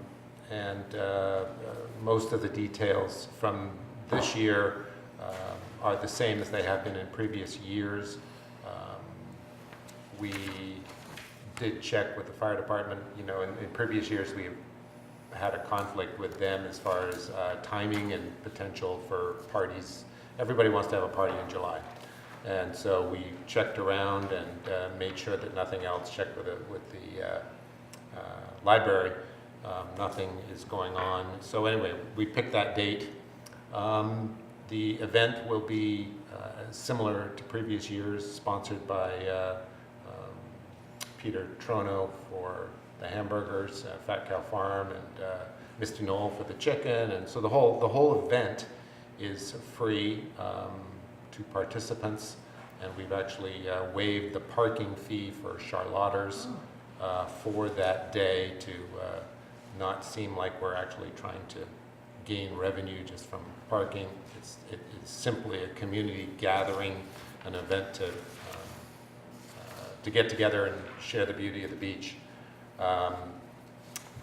Music is going to be provided again by Mary Provencher. Again, this is all at no cost to the town. It's not even budgeted. So it's all volunteer efforts and volunteer provision. I just had a question about the parking. Are people not from Charlotte paying for parking that day? Or is this going to be? We have not differentiated in that we have not, we haven't seen a huge infusion of people from other communities trying to get in. We advertise it on Front Porch Forum and posters and through word of mouth, but so far, no, we have not differentiated between the two. And, right, if someone just randomly comes to the beach that day. After for 4 that, o'clock, it is free. Free, nice. We charge the rest, we're planning on charging the rest of the day, Yeah. but after 4 o'clock, it's free. Cool. Is there a motion? Sure, I'll make a motion to approve the use of the town beach for a town beach party on July 15th, 2017. Second. Any other comments? Are you a lefty? Yes, am I writing? The checks, I do them lefty also. Oh, yeah. No comments? All in favor, say aye. Aye. Thank you for leading this up again.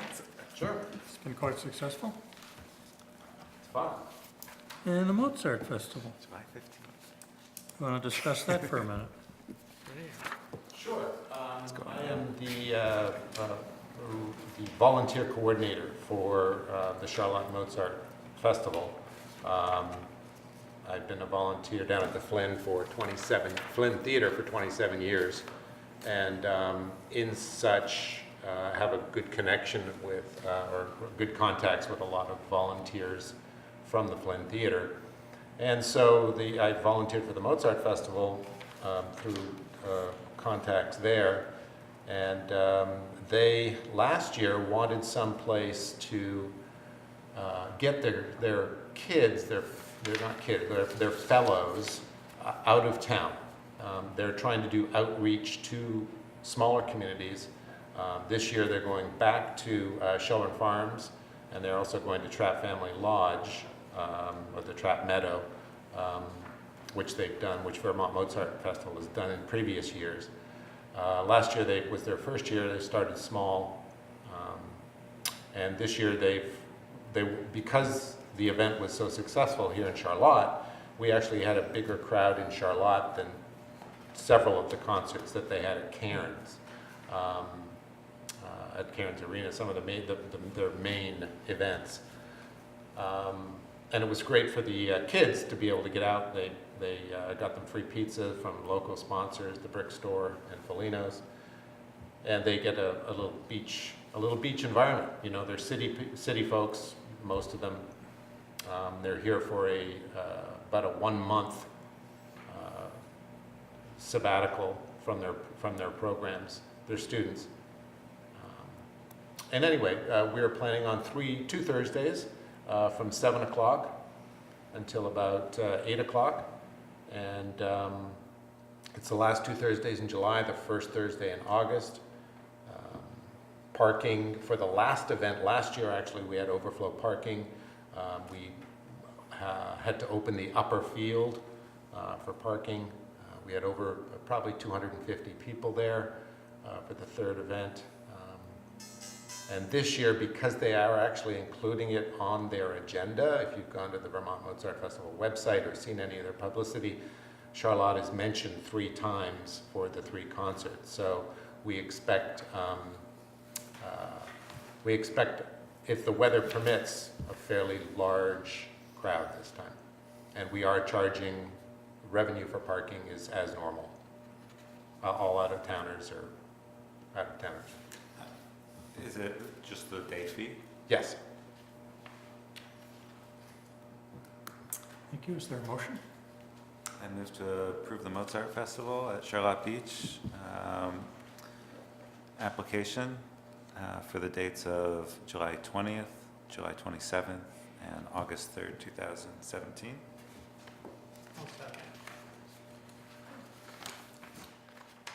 Thank you for coordinating this.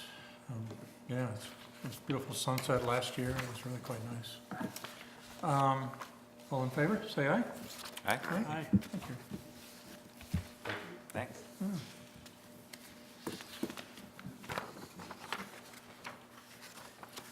I'll make a motion to terminate, do you want to go on to the next one? I'm Sure. ready. Is Catherine Bach here? She's not here, she probably won't be here, she had, Okay. she out of state. Okay, go ahead. She has a request there to terminate the Housing Trust Fund grant agreement. We approved it somewhere along the line.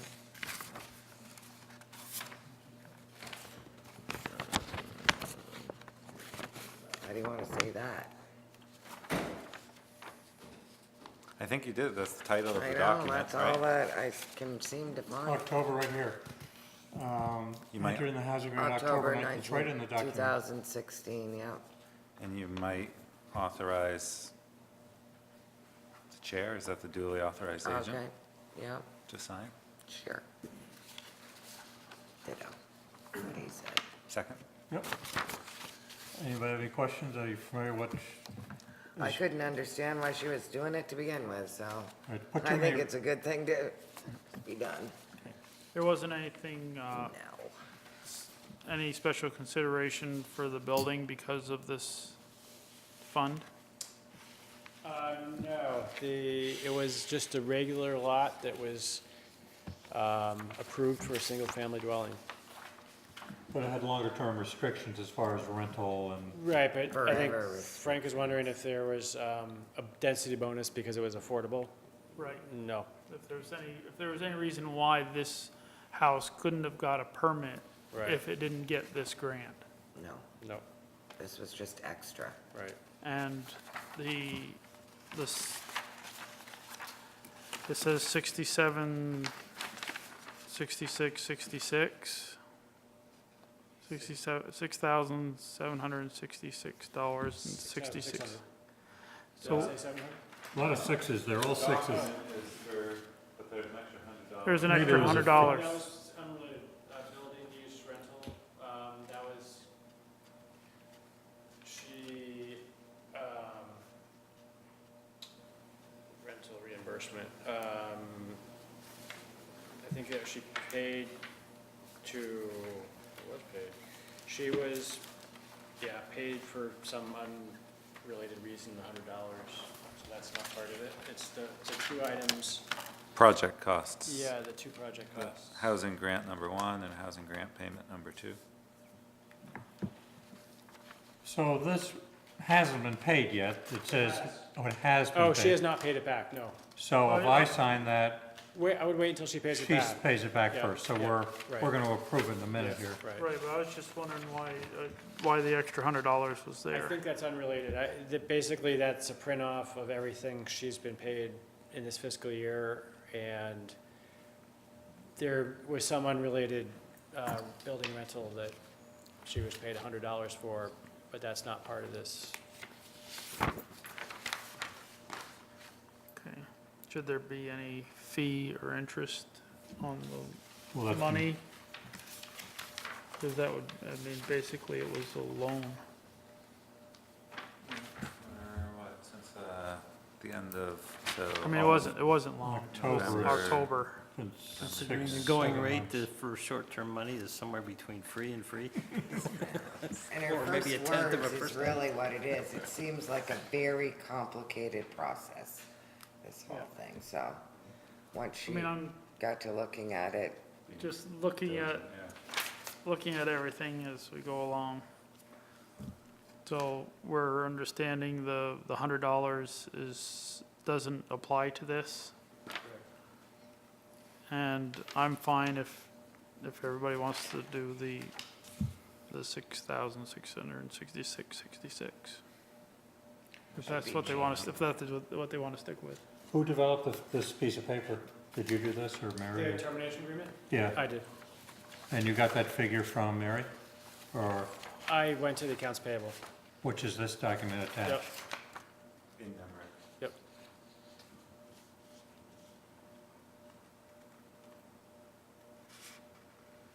Oh, it looks like there was a rental reimbursement. In Looks like the February. $100 was already paid. 211, That was in February, so 17. something else may have happened, yeah. it sounds like. Okay, so we have a motion? It's in the air, right? We've got a seconded motion or not? Yes, it's Yeah, but made me to and sign. seconded. Yep. Any other comments? All in favor of the motion, say aye. Aye. Aye. Opposed?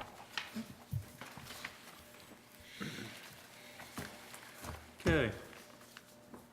Open proposals for computer network support contractors. Okay. So you had a bid that went out, and the proposals were due June 8th, Right. and sealed proposals being delivered now.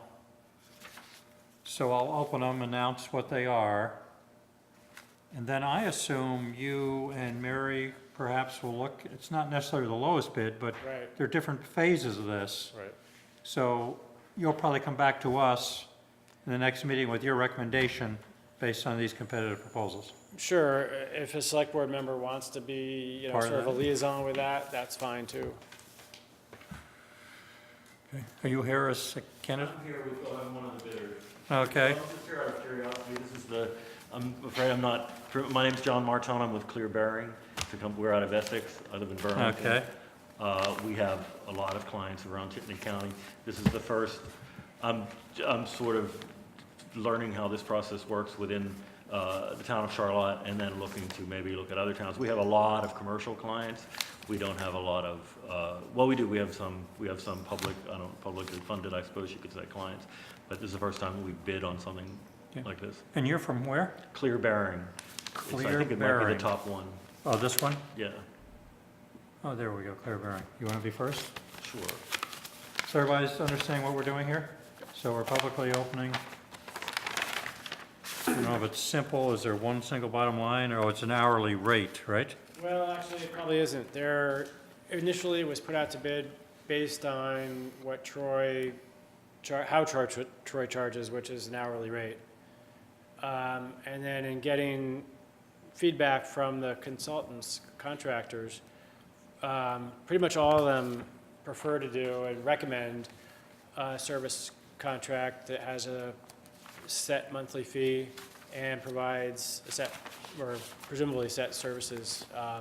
So I don't know whether they all provide the same services. That's I guess it remains to be seen, but for a set monthly fee that's the same every month. They generally provide remote maintenance of the server and some additional support, help desk support. There is probably a per hour fee for some components such as getting a new computer up and running or getting the server up and running. So your proposal says hourly rate for these various, The request for proposals did, yes. request for proposals, that's what this is, $135 per hour for Okay. each of the categories. Okay. That's, which company now? Clear bearing, Got it. Was 135? 135. Okay. I don't know if it's appropriate to say for us, there's also an included, a managed service proposal of the type that Dean was mentioning. So we just included that to have it in there. Got And the form that has the hourly rate was prescribed by the town. The of Charlotte. RFP. Got it. So I think everybody probably filled that out. So should we go, is that an optional, or is that relevant? You see what the managed services proposal monthly rate? Yeah, what's the monthly rate? $13.90, monthly price, service setup, $13.90, $1,390 per month. Per month? Oh, plus the setup is $1,390, and then the monthly price is $1,390. Okay? Don't want to mix any of these up.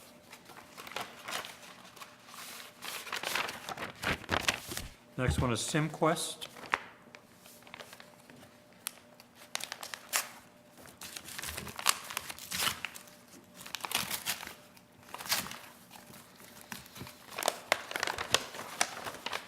So SimQuest.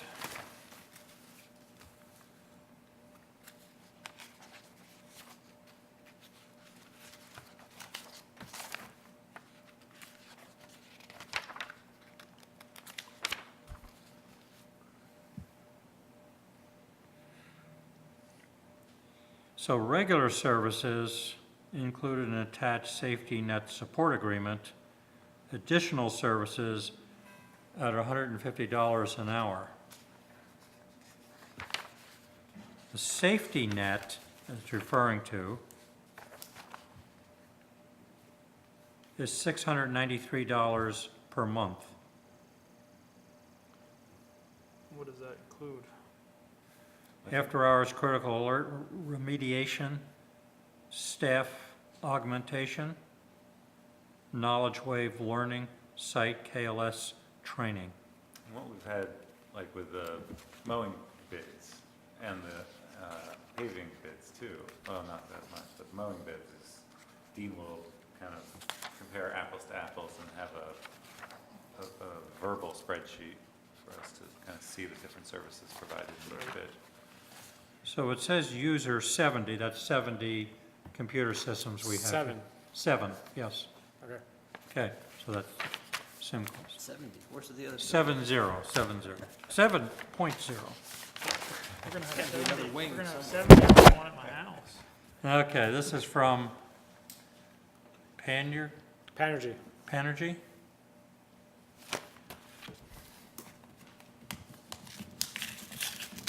Yeah, 7.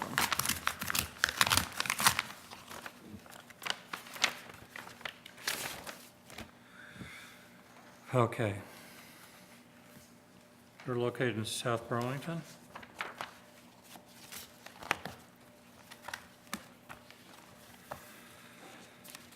So their hourly rate on the bid form is $105 per hour in all categories. 105. This is Vermont Panergy. Managed service proposal.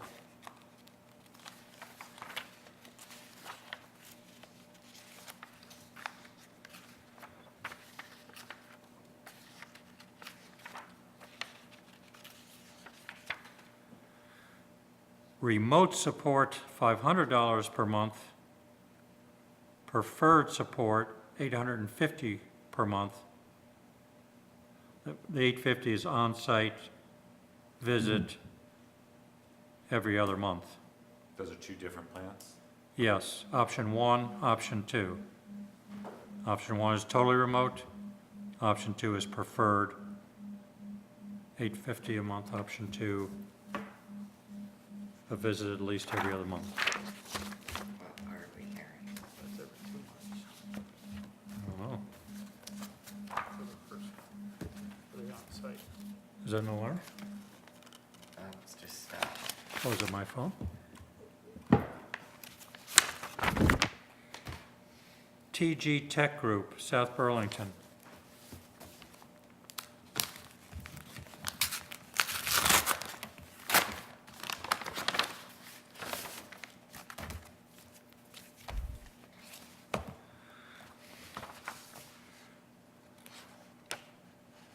So the bid format,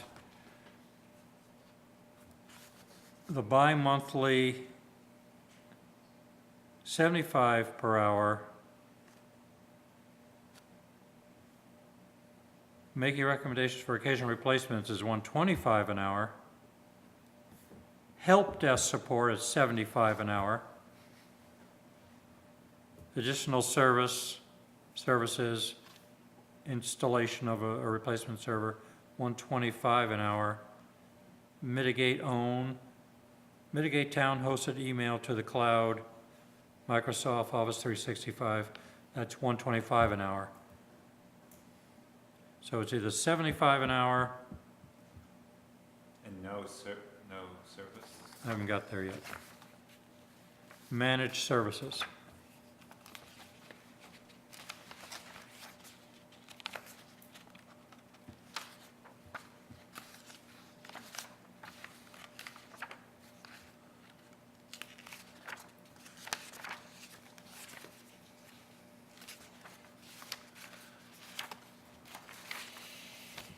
I wonder why there's Tech Group Managed Services Cloud Proposal. I don't see any numbers here. Program details.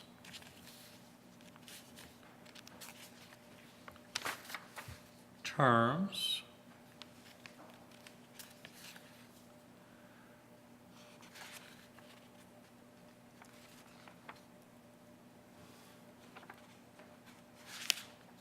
Tech Group Managed Service offerings.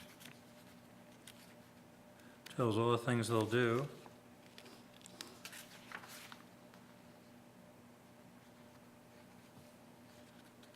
Oh, here you go. So the standard labor rate, 135, remote managed services contract. After hours labor rate, 202.50, remote, 225, managed services contract. Weekend labor rate, 270. So you have a remote managed service contract and a managed service contract. So the remote is cheaper, 135, 150 for standard. After hours, 202.50 versus 225. Weekend, 270 versus 300. Holiday, 270 versus 300. No monthly service format? Just hourly? Right. I'm not saying how many hours they estimate it'll, I the didn't town will see it need in here. a month. I didn't see it. 3 of the 4 are in pretty similar formats. So, it's beyond us to make any decisions here. So that's what we got. And that was all of the 4. 4 that we That was, received? yeah, those are the 4 that were submitted, and they, all 4 came for a site visit and talked with me, talked with Mary, took a tour of the building. I know that Tech Group said they were gonna provide a managed service, or maybe there was perhaps a misunderstanding because our request for bids put it in terms of an hourly rate, and that's what they said they were gonna respond to. That's what they did. But they do, as with the others, offer the managed service and recommend the managed service. So we'll just turn this over to you. And is this something like in the next 2 weeks you would decide and then Yeah, hopefully because. give us a, okay. I'd volunteer, Dean, but, you know. does a member of the select board want to be sort of in the group that,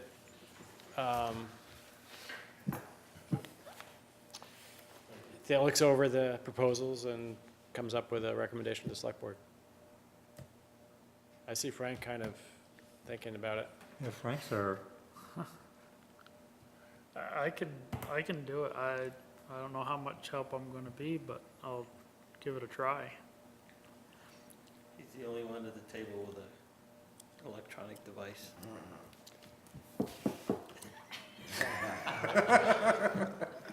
Everybody's got a phone. Okay, moving on. You got drafted, Frank. Yep, that's fine.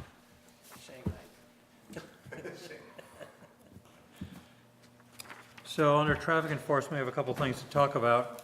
I think the first one, contract with the Vermont State Police. This is a renewed contract effective July 1st. One officer, 8.5 hours a week, all the same things. The hourly rate's $67.22. You multiply that out times the hours and the weeks, it's $29,711, which is at our budget. 30, right?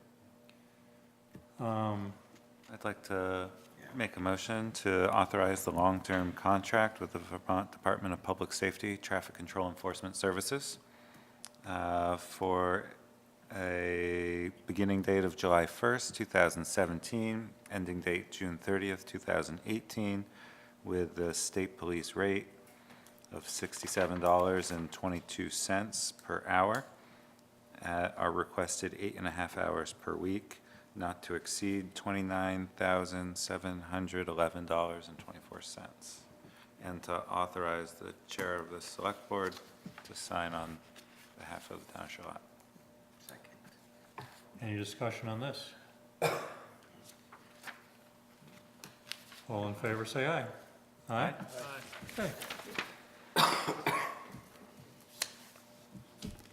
Chittenden County Sheriff, Town Constable.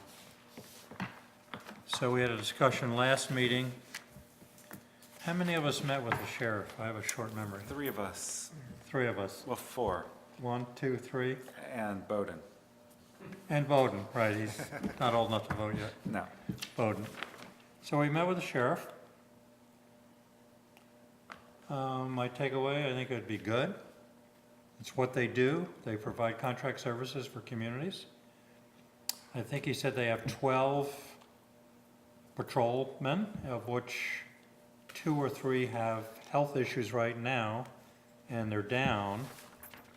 So if we were to proceed, it wouldn't be immediate.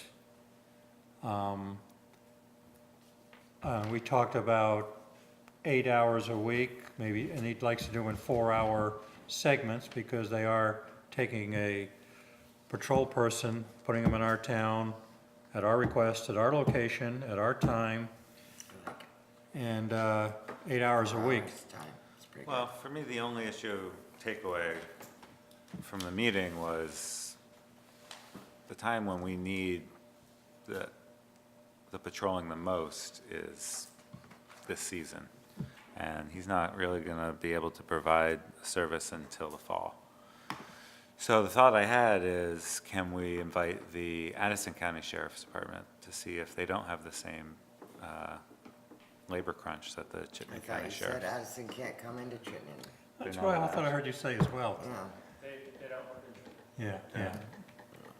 Do we have this in the budget, other than the 30 we just approved? We do not. So past this, anything we do is coming out of something, somewhere. Oh, and the rate was like, is it on here anyplace, 55? It was less than the It was quite a bit state less. Well, let's see what the summer brings. He doesn't have the help now anyways, right?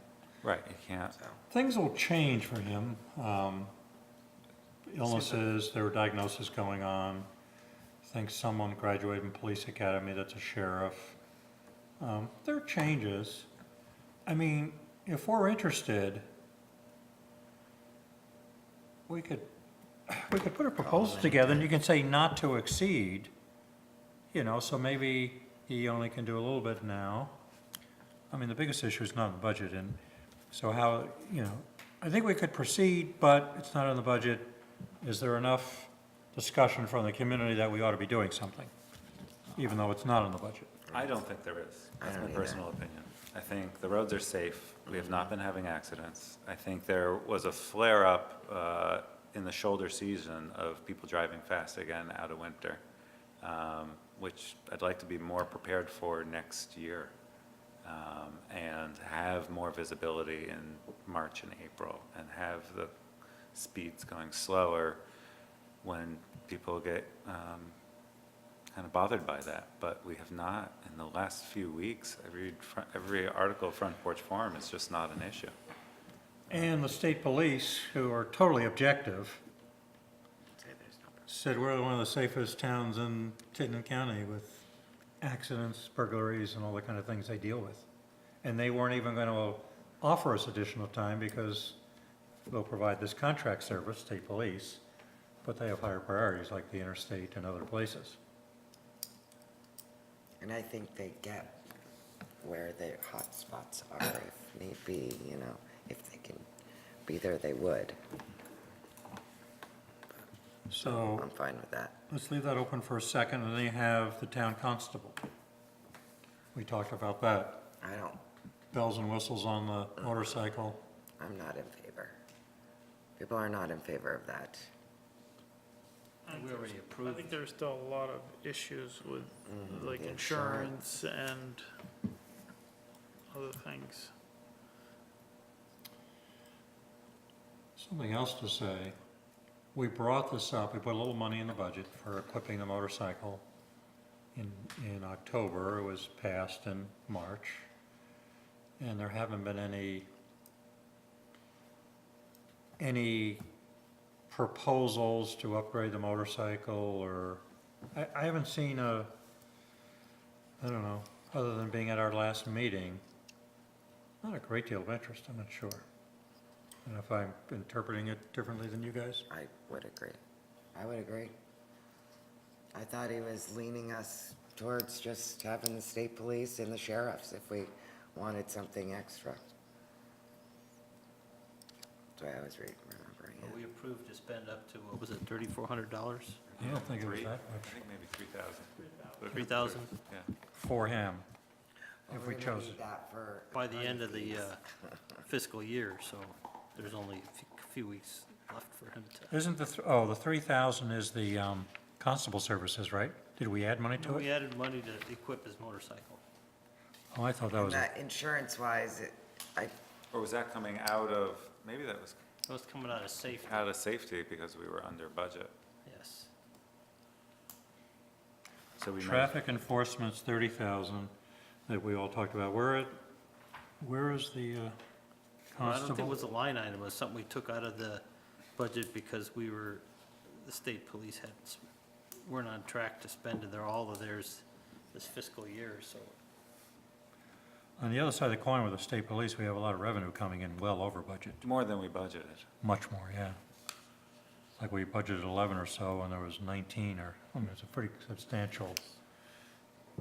Where do you see, in the budget, Dean, can you, I don't The think that, constable is on page 21, okay, but it did go up for FY '18 by 1,000 for a total Oh, of there it is, yeah. 2,000. but we didn't, I think the equipping the motorcycle was just at a meeting, it I think wasn't. it was Yeah. just a meeting vote. Yeah. Wasn't oh, we'd never Yeah. put it in, your point? It Well, wasn't, no, I think it was I think it was taken coming out of Taking safety, it out of safety. Yeah, Okay. traffic safety. so, I mean, assuming he hasn't gone forward, it's gonna show up tomorrow, I mean, we should at least advise him that. We have one more meeting before the fiscal year's over. Should I recommend he not upgrade his motorcycle? yes, yes, you should. Well, he was gonna bring us a quote in, which he hasn't, right? Right. I think he was Because he knows that this is not the practical way to go.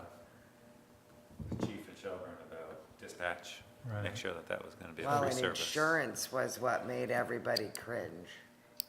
Was like, who's gonna insure him? Well, he's covered. The way I heard it is, there's no change in our insurance. Doesn't However, say that in if our he minutes. had an accident, the probability of our insurance going up for the next year would change. We don't cover his, We cover it in the we don't minutes. cover his bike if he has an accident doing town stuff. Right. His No. bike. And he couldn't get it his- covered because he's not a business. That's So there correct. was kind of a gap in covering Oh, his bike. You'll see that in our minutes. Okay. So that's So why. we're leaving this topic as a conversation, no action? Okay. Okay. Next item is contract renewals, Lincoln Labs and others. So we went over some of the contracts as far as ones that were not being put out to bid. We've had Lincoln Applied Geology do the landfill post-closure monitoring. There may be a change after the coming year as far as what the state will require, because there's a, basically a post-closure requirement, and the period of time has passed that some of those requirements may change. But in terms of the coming year, it looks like it would be the same as the usual. They monitor leachate and water and whatnot, and their bid, or their proposal actually hasn't gone up at all, 6188. So this is renewal, everything's the Yep. same? Yeah, I will do an actual contract, but that's their proposal. Okay. They also are the operator for the town and library and beach water systems. And they gave us a quote for $3,543. Is that a separate document in here? or- Yeah, that's a separate document. Are these in our Oh, budget? there it is. Yep, this is what the budget was built on. Should we do one at a time? Sure. Any, on the post-closure monitoring, Blue Lane? Make a motion to approve Lincoln Applied Geology for the post-closure monitoring of Plouffe Lane landfill for the sum of $6,188. Second? How much longer is this going on? Well, like I said, there might be a change after this year. Till the state says we can stop. Right, It's been, what, almost 20, 20 years? yep. But was it was 2 years ago? We had to continue the state made a determination, we had to continue Yeah, there were some monitoring. levels that made it above Arsenic, I think, was. something, so then they extended it. Okay. Authorize the chair to sign if necessary. That sounds good. Okay. Yep. Any comments? All in favor of the motion, say aye. Aye. Aye. Good. And the next one is water system. Is this a renewal as well? Dean? It is, yep. Yep. I'll make a motion to approve Lincoln Applied Geology as our water system operator for the town office, library, and town beach for the sum of $3,543, and to approve the select board chair to sign the documents. Can I just make the amendment for the 13 cents on the proposal? All right. Just don't want to Stiff owe 'em for those 13 cents. 1.5% interest. He's That's gonna, what they're they're charging. gonna have to, 3,543 and 13 cents. Yes. So that was seconded. 35, 34. No, 35, 34, 13.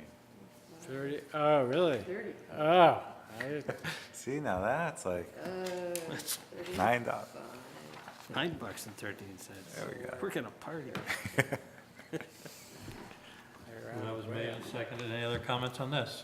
So this says 3, so one is gonna be combined with something else. are you, which one are you on now? Task 3, it says task 3 per event. Oh, there's 5 tasks that Right here. total the 35, 34. Yeah. Yeah, but task 3 annual total. Just for that, just for the beach sampling.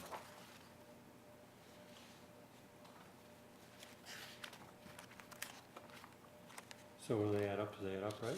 So you have task 1 at 1412, task 2 at 50. Okay, no Yes. charge, it says done, no charge. The other one will, the one will be done with the quarterly sampling of the town offices and library.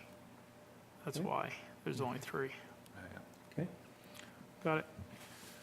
Any other further questions, comments? All in favor of the motion, say aye. Aye. Thank you. Jeremy Webb is currently cleans the town hall and the library, and Mary suggested that we combine the 2 contracts into 1 contract. I asked the library, they were fine with that. So those are Jeremy said he's holding the prices the same for both town hall and library. The price hadn't gone up. Price is not going up. And for me, the most important, employees are happy with the new services. I think they are. There's been some comments about replacing the carpet, but other than that, He has no control over that. right? So is No, this, I don't hear anything from anyone. Okay. Because it will be his second year. He started in August of 2016. Yeah. So did we put him on the preferred vendor list? You did. Okay. Yep. is this 10,268.99? Is that the combined, or it's just our side of it, right? No, 6,600 plus Oh, 840. there it is. Oh, you've probably rounded. Does that come up to That's this year. yeah, No, let's see. 10,400? No, it's close. 11.4 is what's on the agenda. 6, 10, 11, 4. What's the attachment invoice of 10,268.99? That's the septic. Oh, I'm into it, something else. Forget it. Yep. No, Thank you. different. Yeah, So it's 10, so it's 550 for the town offices, 400 for the library. Yep. That's 950. Well, okay, so last year it was based on, Per month. yeah, so that should be the same, 550 plus 400. So it was 950 times Yep. 12, the same figure. 660, 6,600, and then Yep. 4,800 for the library. Works out. Okay. Is there a motion? I make a motion that we contract the services to Complete Clean, Jeremy Webb, for the fiscal year, which begins July 1st, for $550 per month for the town offices and $400 per month for the library.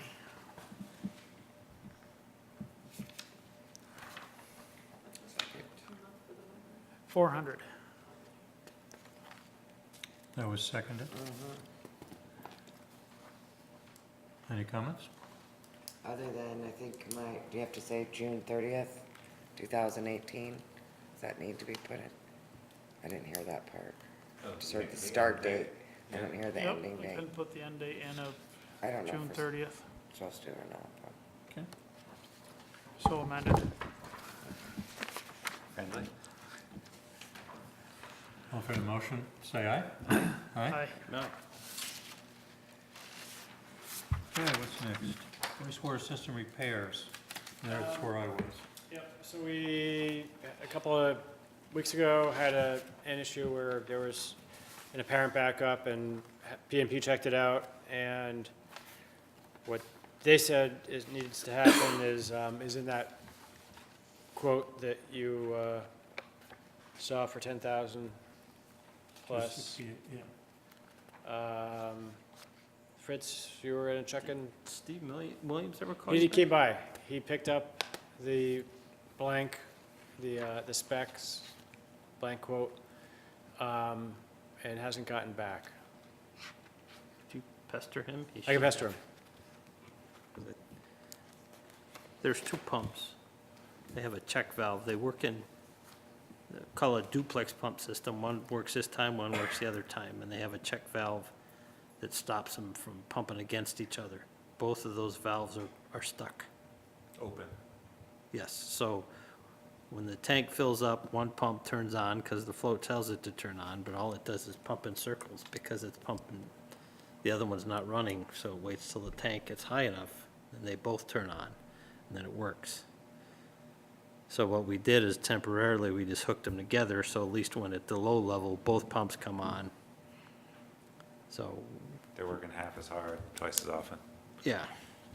But that's not a, that's not a The right fix. ideal way to do it. Yeah, but it's a so. good, great, quick fix. Should we be getting 3 bids for this? Well, we're trying. I know we talked to the guy that does Thompson's Point, said give us a bid. And I don't know of anybody else who gets in the hole. I mean, I guess we could advertise it. Do we have a plumber that, The plumber, Ralph Brooker, I don't know if he does that kind of work. Oh, and he- No, I think he's clean water plumbing mostly. so it was, P&P does just about everything around here. And Yeah. I mean, what's your recommendation to us now? Do we proceed well, with this, or? I would wait till we get Pester Steve. I think he can do it. Get a second. So there's not an urgency with your working, Well, it's Twice as hard, working. half It's as not often. something that we should let ride till something breaks. Then it will be a problem, but, okay. Well, I'm fine with waiting to see if we can just get another yeah, and quote. if, I don't know of anybody, if anybody thinks of someone that does, they're big, they're 4-inch valves and they're 10 feet down in a hole, so. Not I'm the not doing friendliest environment, but it's a dry pit. It's Need not some the, equipment. Oh, really? it's not inside the Tank. pump tank, so. Okay, so the, Where is that? Right out there. okay, so we're asking Dean to push, was it Steve Williams? Steve, just get all those bills from Mary and put them in your office and say, when the bid comes in, you can pick up your check. Okay. Okay, the next item, employee reviews. This is a process we followed in the past. Make sure everybody's happy with the review committee on this sheet that Dean has called a draft. Anybody want to be on, or anybody want to be off any of these? We've got to take Jacob off. Is he still on there? Where do you see? Second page, isn't it? I missed that. Oh, that's Oh, okay. 2016. Okay. Oh, this is a comparison? Yeah. Oh, it's an update. These are changes just to reflect the players in the support representative.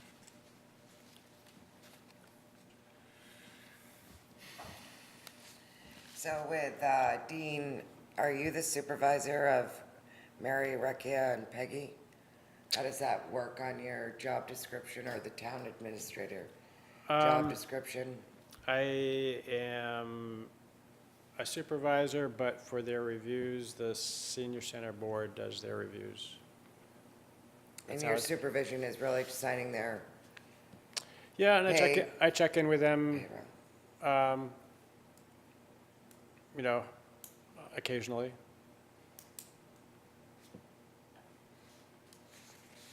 Margaret reviews herself? Whoa.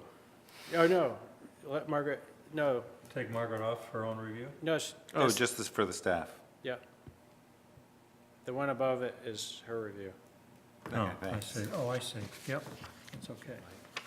So when there's a board, like the senior center or library, the board kind of takes care of it. And for Nicole, is it just the recreation chair? Or other people on the committee have been? I wasn't sat in? sure, I guess. We're waiting to hear what's the thought? Getting off a big panel. I think it should just be the chair. For recreation? You want to have 20 people looking at you for a job appraisal. So you're suggesting we make recreation chair? Who on the select board would like to be part of this? Well, as liaison, I'd like to be. Okay, so that's Matt. Would that be in terms of the immediate supervisor or the review committee? Review committee. I think immediate supervisors, the 5 of us as a board. So there is a role, really for the immediate supervisor in terms of initial meeting with, the initial meeting with the employee and reviewing what they write before the review committee is how this process was configured last year. But I'd be happy to do that if the board would like me to. So I'm trying to get myself clear. So you would be, as a select board for Nicole, I'd be the representative. we would put in parentheses, immediate supervisor, you, and then you do the back and forth, and then it comes, oh, what about, okay, that's the way that is. And then the review committee would be all of us that want to attend, recreation chair. Sounds good. Sounds good to me. Why does the recreation chair have to be part of a performance? So it's the Why would- committee. Well, they have, Another way of getting along better, I guess. Okay, fine. So we'll leave it the way it is, recreation chair. So the committee is select board, recreation chair. Okay? Any other changes or things you like or don't like? Who's the representative to the senior center?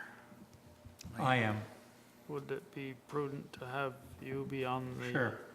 review committee for those? Sure.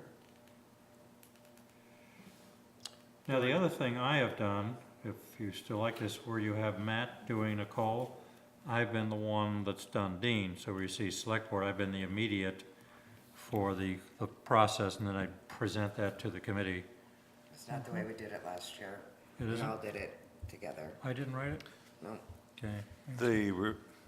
So I'm looking at the process. Number one, each employee will fill out a self-appraisal using the town's form. And then two, the employee's immediate supervisor will review the employee's self-appraisal and provide feedback in writing on the form.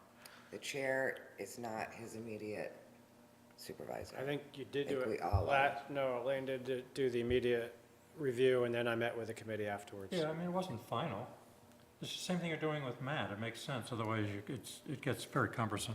And you need to provide feedback. I don't really care, go ahead for it. You're whatever. Fine, no, fine with me. So where we have, okay. Let's see, are there any others like this? So, okay, Dean, you're doing, yep, that works. Senior Center. The library. And who's the library? Oh, you are, Matt. So should you want to be, no, I'm the library board. So on the review committee? I thought they didn't like to have. are you on the review committee? Or I you want to didn't be? think they liked, we didn't do that last year, did we? We I don't weren't think on we the did, board actually. They're a for pretty the senior autonomous center. operation. They I are, just- and legally, I think it would And just same be with a the senior pleasantry center. to. I know, we like- did, and that's why, that's a good point. You could ask them, Because they had their own boards. Right. or I'll ask them at the next And they're board elected meeting. too, was a good point there. They're If they- elected for the If library. they want me to show up, I will, otherwise. I'll ask the senior center board. I don't want to interfere. Things are going well over there. And Mary did the initial appraisal feedback for Peggy? Christina? Oh, Mary.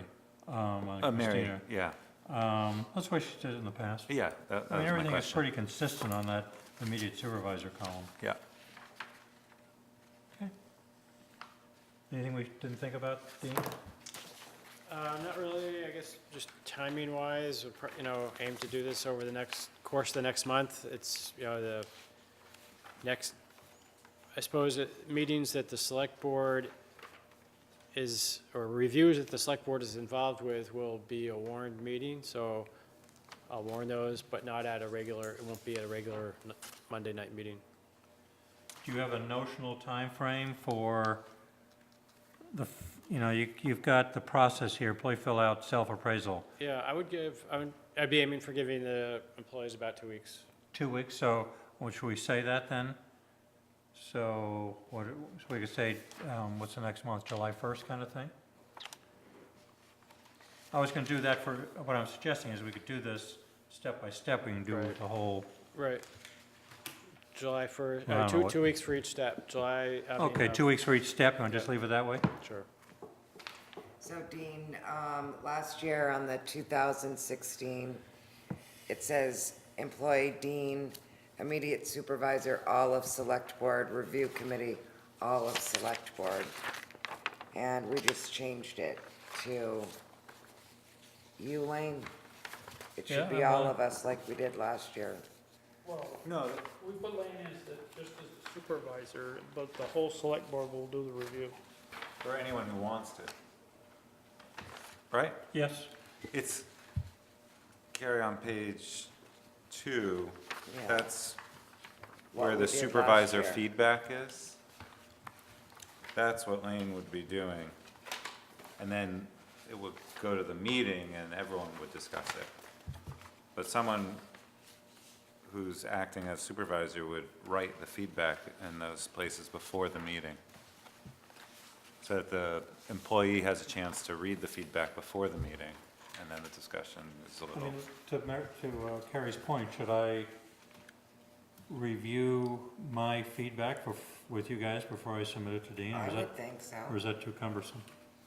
I You don't have know. a different opinion than the rest of us, you know, then we all have different opinions, right? Well, yeah, but this is just gonna be Lane writing in his feedback, and Right. then we're going to all Put our Right. feedback. put our feedback, why make- at the review, all of us that wanna participate will be able to. Participate can. No, and I'm not, I know, I'm just making sure that I understand the process. You know, another way to handle this, you could give me, if you have, let's say in Dean's case, if you have some comments you want to transfer to me, I could include that as appropriate in here. Okay? Very good. Okay. So where are we? Select board updates. I have a few events I just want to make sure you're aware of. The neighbors to the Old Lantern have asked requested a deposition of Jim Dickerson, and that is going to be held on June 20th. Our attorney has asked whether he should attend, and he said, you know, basically, he doesn't, if our role is to basically let the two parties work through things, then he wouldn't need to attend. If the select board feels that the town's position is to try to pursue an outcome, then he should attend. The backdrop to that is we already had 8 or 10 hours of mediation where we attended with a lawyer and a select board member or two, and I'd let Jim Figure do this one. to who? Just him do it without an attorney. Yeah, I agree. I mean, right? This is, the actual case is, who are the appellants? The Old Lantern is the appellant. No, I'm sorry. The neighbors are the appellant. It started with the neighbors asking the zoning administrator whether the Old Lantern had increased its use. Which neighbor? This is down to one neighbor, Wolverton's. Wolverton's and the Old Lantern are Right. basically That's the only two left? players here. I'm not 100% sure. What happened to the other neighbors? They're gone or? They had Settle? some separate agreements, I think. Okay, so this is Wolverton. I think it's just Wolverton. and so the neighbors are requesting a deposition, Right. and that's an official process where Jim Dickerson is under oath Yeah. and Yeah. gives testimony. Yeah. And he's got to go through a lot of records, Matt. He had to do a lot of work to get that, Well, it's all his that stuff, view of the business activity he had when he owned it. paperwork. I don't think we necessarily need to send counsel. I Okay. didn't think so. All right. The hearing for Edgewater is on June 20th, actually the same day. It's probable, I don't want to say, at least we'll be in the morning and go all day at the courthouse on Cherry Street. Joe Rayum and myself at least will attend, if any select board members want to attend as well. It seems like it's probably going to be mostly between the parties. It seems like what? It's the most of the testimony will be between the parties. Metropolis and the Old Lantern. Right. Edgewater. Edgewater. Now, We is this portion the portion of the neighbors appealing the decision? It's both, actually. They appealed the decision, and then the applicant cross-appealed the decision as well. Nobody's happy with the decision. What's the attorney recommending there? What do you No, mean? In terms of, I mean, she recommends that Joe be there to be able to testify, to say that our regulations. But not have our attorney there. Yeah, our attorney will be there. She'll be there. What's her name? Yeah, Amanda Lafferty. Amanda. And we're going to talk with her tomorrow, if any select board members want to join that, just to prepare ourselves for the hearing. What time tomorrow is that? It's open. I said it could be whatever time you want. I said, actually, Joe leaves at 3. I said 10 o'clock if that works for her, but I'm happy. We can adjust it if a select board member wants to attend. Basically, both Joe and I are in at 8. And why does Joe have to be there? He is representing the planning, rather the zoning regulations. You can't do that, Frank. It's his job for enforcement. Another item is the Paul Arthod mediation is scheduled for July 11th, still scheduled. So at this point, still on the books. There's not much to say that's gone forward in that. Everything seems to be, a few things have been thrown out there, but nobody likes any of the options. If there's an interest of other neighbors to attend, is that public information or off the record or private information or? That's actually been part of a suit Correct. that has had findings where the neighbors are not allowed to cross appeal, but they are allowed to attend as interested parties. The basic decision of the court was that their cross appeals, I mean, they could come up with a whole list of their own questions to add to the mix. And they only had like 30 days to do that from last October or something. And they missed the deadline. They asked the court to extend it so they could do that, and the court denied that option. So at this point, they can attend the mediation as interested parties. But no, just listening. Right. The time for discovery is gone. Yeah, I think they have to pay to talk, don't they? I think so. Well, if For they want lack to of be a part of better the description. If they want to be part of the mediation, they have to They have to pay. They were Oh, right. trying not to pay that too. They didn't think they should have to. So, well, that's kind of like, I don't know who would show up. They said they didn't want to pay, so they may not show up.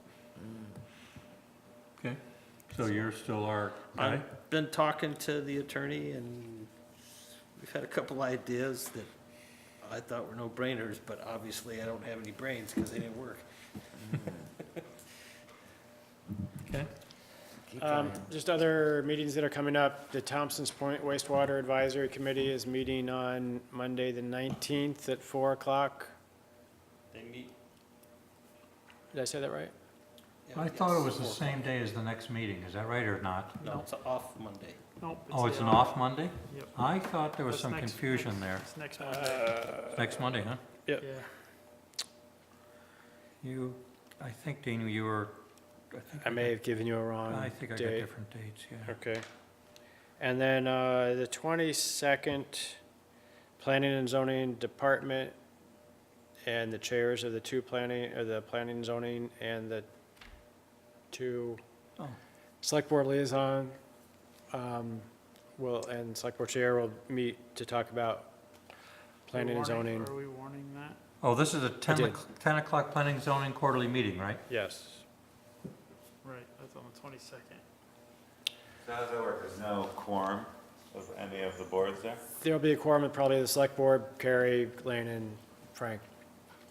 So that will get warned. I warned it. So if Yep. you want to come Yeah. on, it'll be warned. By all means.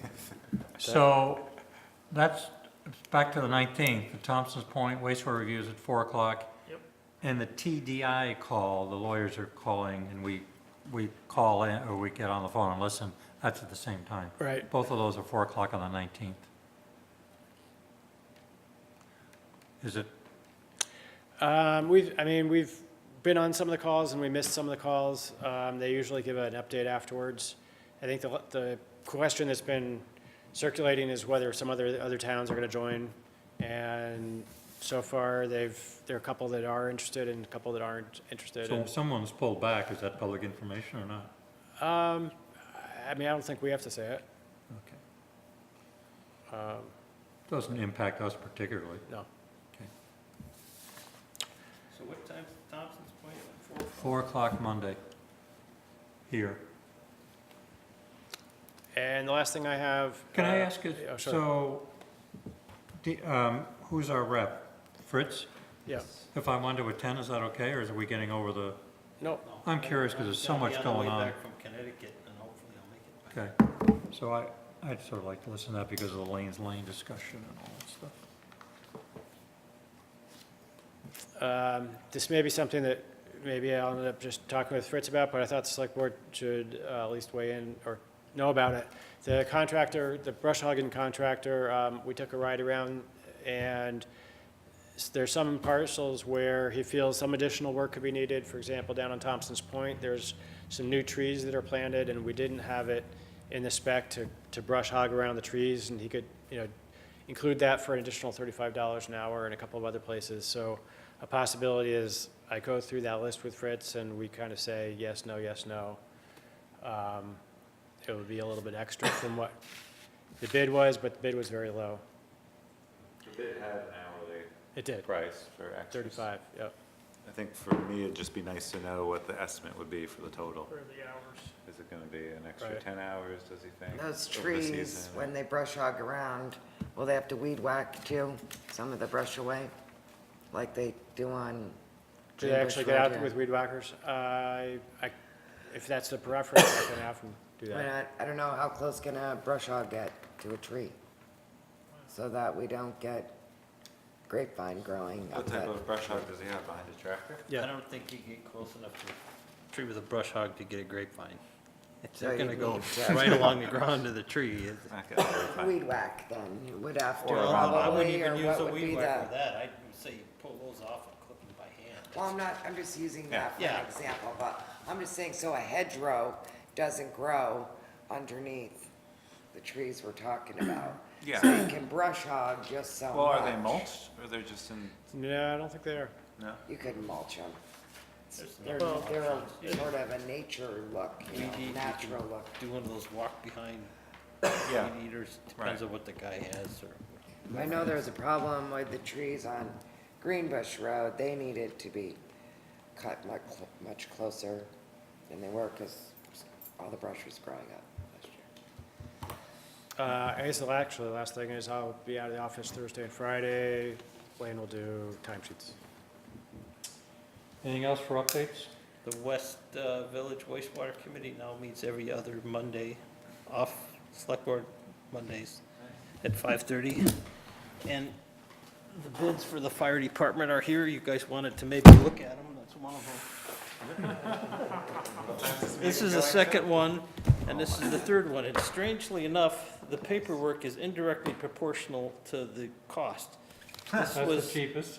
This was the most expensive, Oh. 760,000. This was the next one at like 650, I think.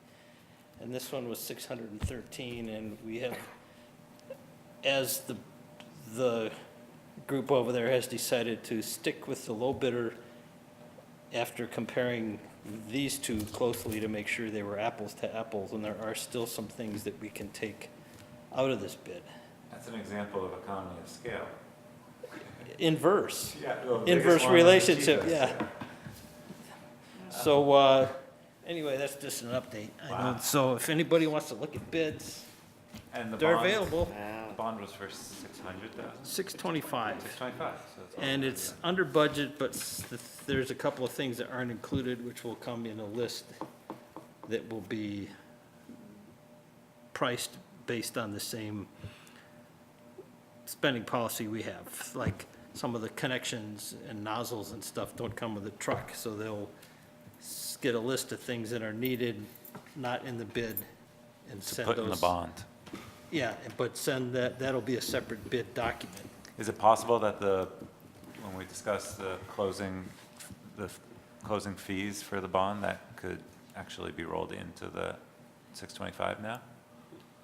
Instead of the town footing We'll that have to bill? I see, think we budgeted it, though. I think you just. I think we budgeted Just pay it. back, you get 625 and you just add, if it's $10,000 under, you just pay that back. No, that there were additional fees Legal fees. for, But Mary asked us to add that to our legal budget, if I remember correctly. oh, into our. It was legal budget. $5,000, Got it, which yeah, we yeah. did. In the Right, legal budget. right. However, we did put it in. Yeah. and thinking of legal issues all the time, I'd rather do it your way. once the prices Yeah, for we the, can does get it out anybody of want to it. look at these? Want us to? Well, it took us about 6 hours to go through these to make sure they matched, so. That's impressive. Just another point, different topic, another point of interest. So the judge from the hearing on Peck Electric, Mount Philo Solar, that we met just before Christmas on a snowy, icy day, made his recommendation to the Public Service Board, and it was, most points were favorable to not, his position was not to support the solar panel farm at the location suggested. Which judge was this? Do you The know? guy that we, Public service, it says, or it's a- hearing officer. it's a hearing officer from the Public Service Board. Now, the committee, which was Charlie Pugh, our attorney, Clark. and Clark, there were two issues. One of them was that we hadn't considered alternate locations on our part for them, and our land use regulations didn't address, because there's new regulations now. But anyway, our attorney suggested within less than a 2-hour period, he'd write a rebuttal to those. And they are due like tomorrow, is that correct? That's correct. So we said, Charlie and the others are pretty supportive, we said, fine. So anyway, that's where that stands. So then that, with these feedback, both from Peck Electric and ours, then that goes to Public Service Board for their final decision.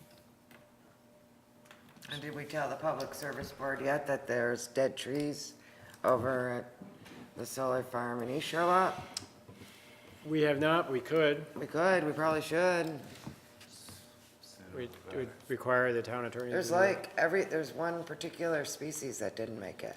This is close to Same the sort. panels. The trees on the road look pretty good. Oh, the trees on the road look great. And a lot of the trees are fine along the solar farm, or the panels, but there are dead trees. I've had a lot of complaints, I have to be honest, some people that go back and forth that I know, they're kind of upset that the growth has not covered any of those panels. They're all can be seen. Oh, they're never gonna. So. Is that growth ever gonna cover those panels? Why would you? Well, if they expect that? I if they wouldn't. stop maintaining in between the plants they planted, you'll get succession that will. Just go in between those Natural trees and plant succession. some buckthorn, it'll fill up in about. Some cedars. Yeah, that's pretty amazing. Other thing to tell you, if you don't drive that direction, V-Trans repaired the Ferry Road rails, the big bump. So as you said, we took the bumps out of crossing over the railroad tracks. Now we're gonna put them some. Now people want them in some other place, Did they but save anyway, 'em? Well, they put some that looks pretty good. at Thompson's Point. I haven't heard anything about those. They're not there, I walk it, a week Okay. ago or 5 days ago, they weren't there.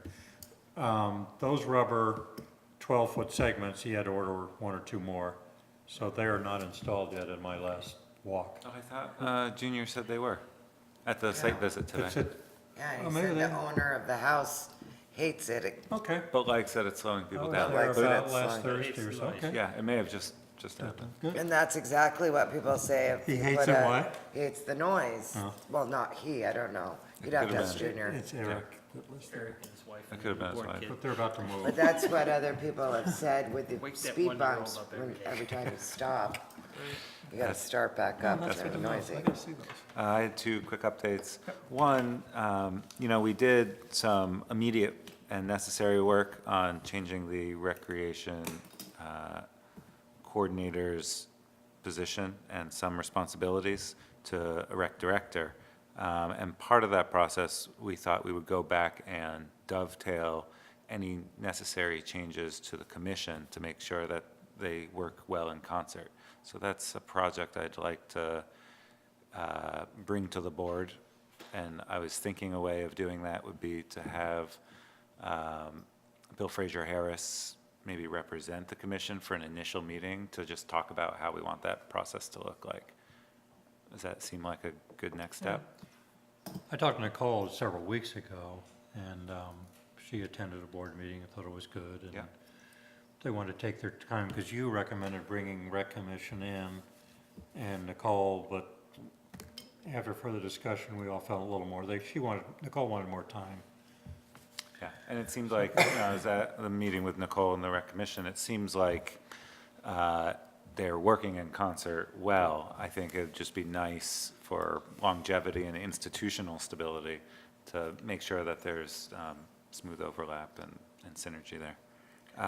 And then the second, I found a highly interested sheep farmer who I'd like to connect with the cemetery commissioners for the issues of the traditional mowing methods damaging the headstones at the site visit we went to. So it may not happen for this year, but discussions this year may lead to a reduced cost to that issue for cemetery maintenance, and I think a really creative, innovative, but not pioneering system of having sheep managed, very old school. And, GMP is using goats instead of pesticides on the big power lines through the Green Mountains, and it's being done more and more. How do you provide shade for the sheep for this? There are some big trees there, and You think that's enough? it may require a temporary structure. Water's gonna be an issue too, but currently, it's $6,000 for mowing a season. I think there's plenty of money there, to do a contract with a sheep farmer to have them make sure their livestock are okay. Also, one thing they thought is they might move a larger number of sheep in for a fewer number of days and need less infrastructure there.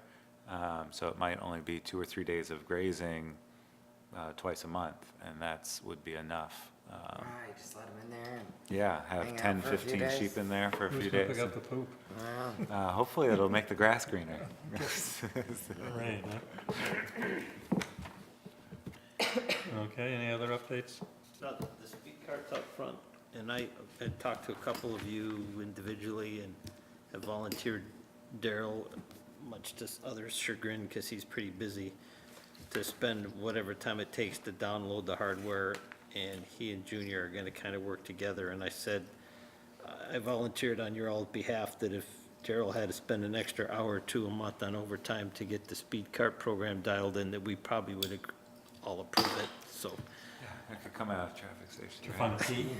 But yes, we found the key, and I understand that Daryl has already done some downloading, so I know Dean had mentioned that, we're spending his time and he's supposed to be doing other stuff, but considering the noise we get on speeding, I thought that was appropriate. Yeah, it's great, and he's got a ton of experience in transportation. Okay, we have minutes. Is there a motion for, I'll make a motion to approve the minutes of May 22nd. This may be amended. Second?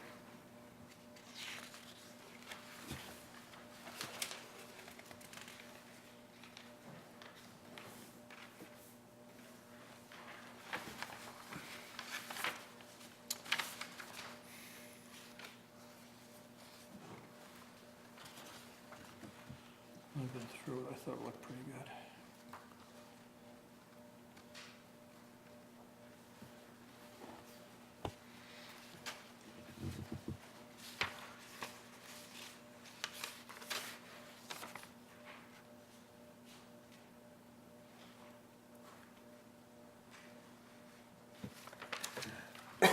I thought we were going to have Jim Hyde come in another meeting, Dean,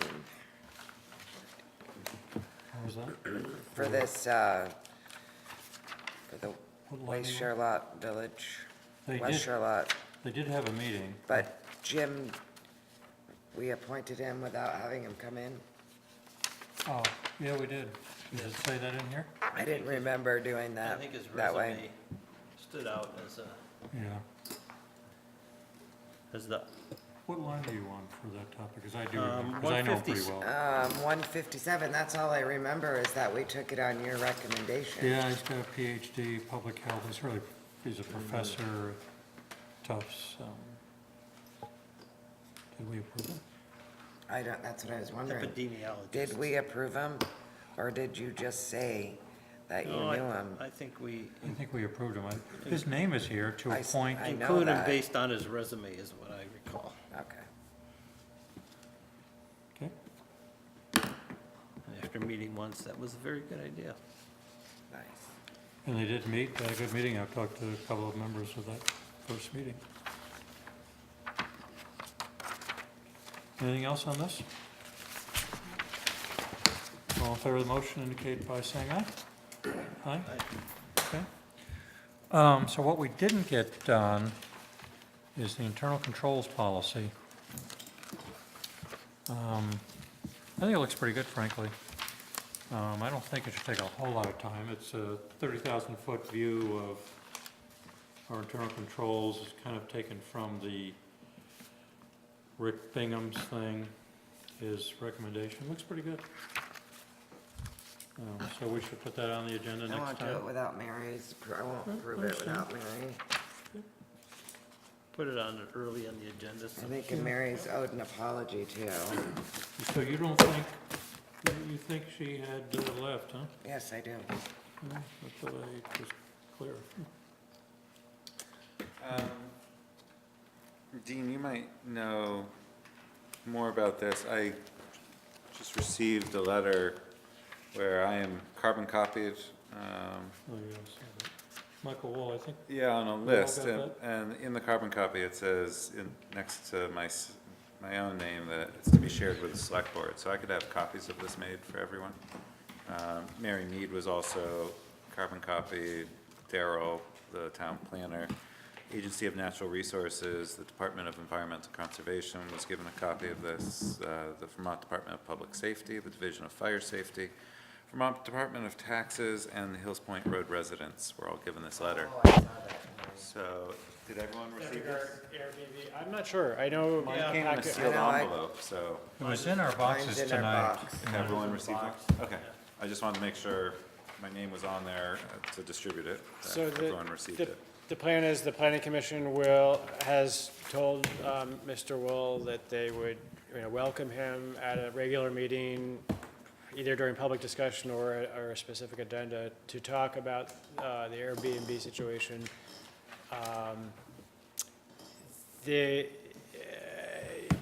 Basically, even though he's termed the use commercial, our land use regulations don't define, basically they define single-family dwelling without making reference to either renting or owning. So, for example, someone could rent their house for a year, and that's not against the regulations, then they could rent it for a month, or they could rent it for a week or a day. And all that right now is, our regulations are quiet on it. So the issue would be for the planning commission to develop some kind of standard as far as what's appropriate for rental and what could be considered a commercial use of a single-family dwelling.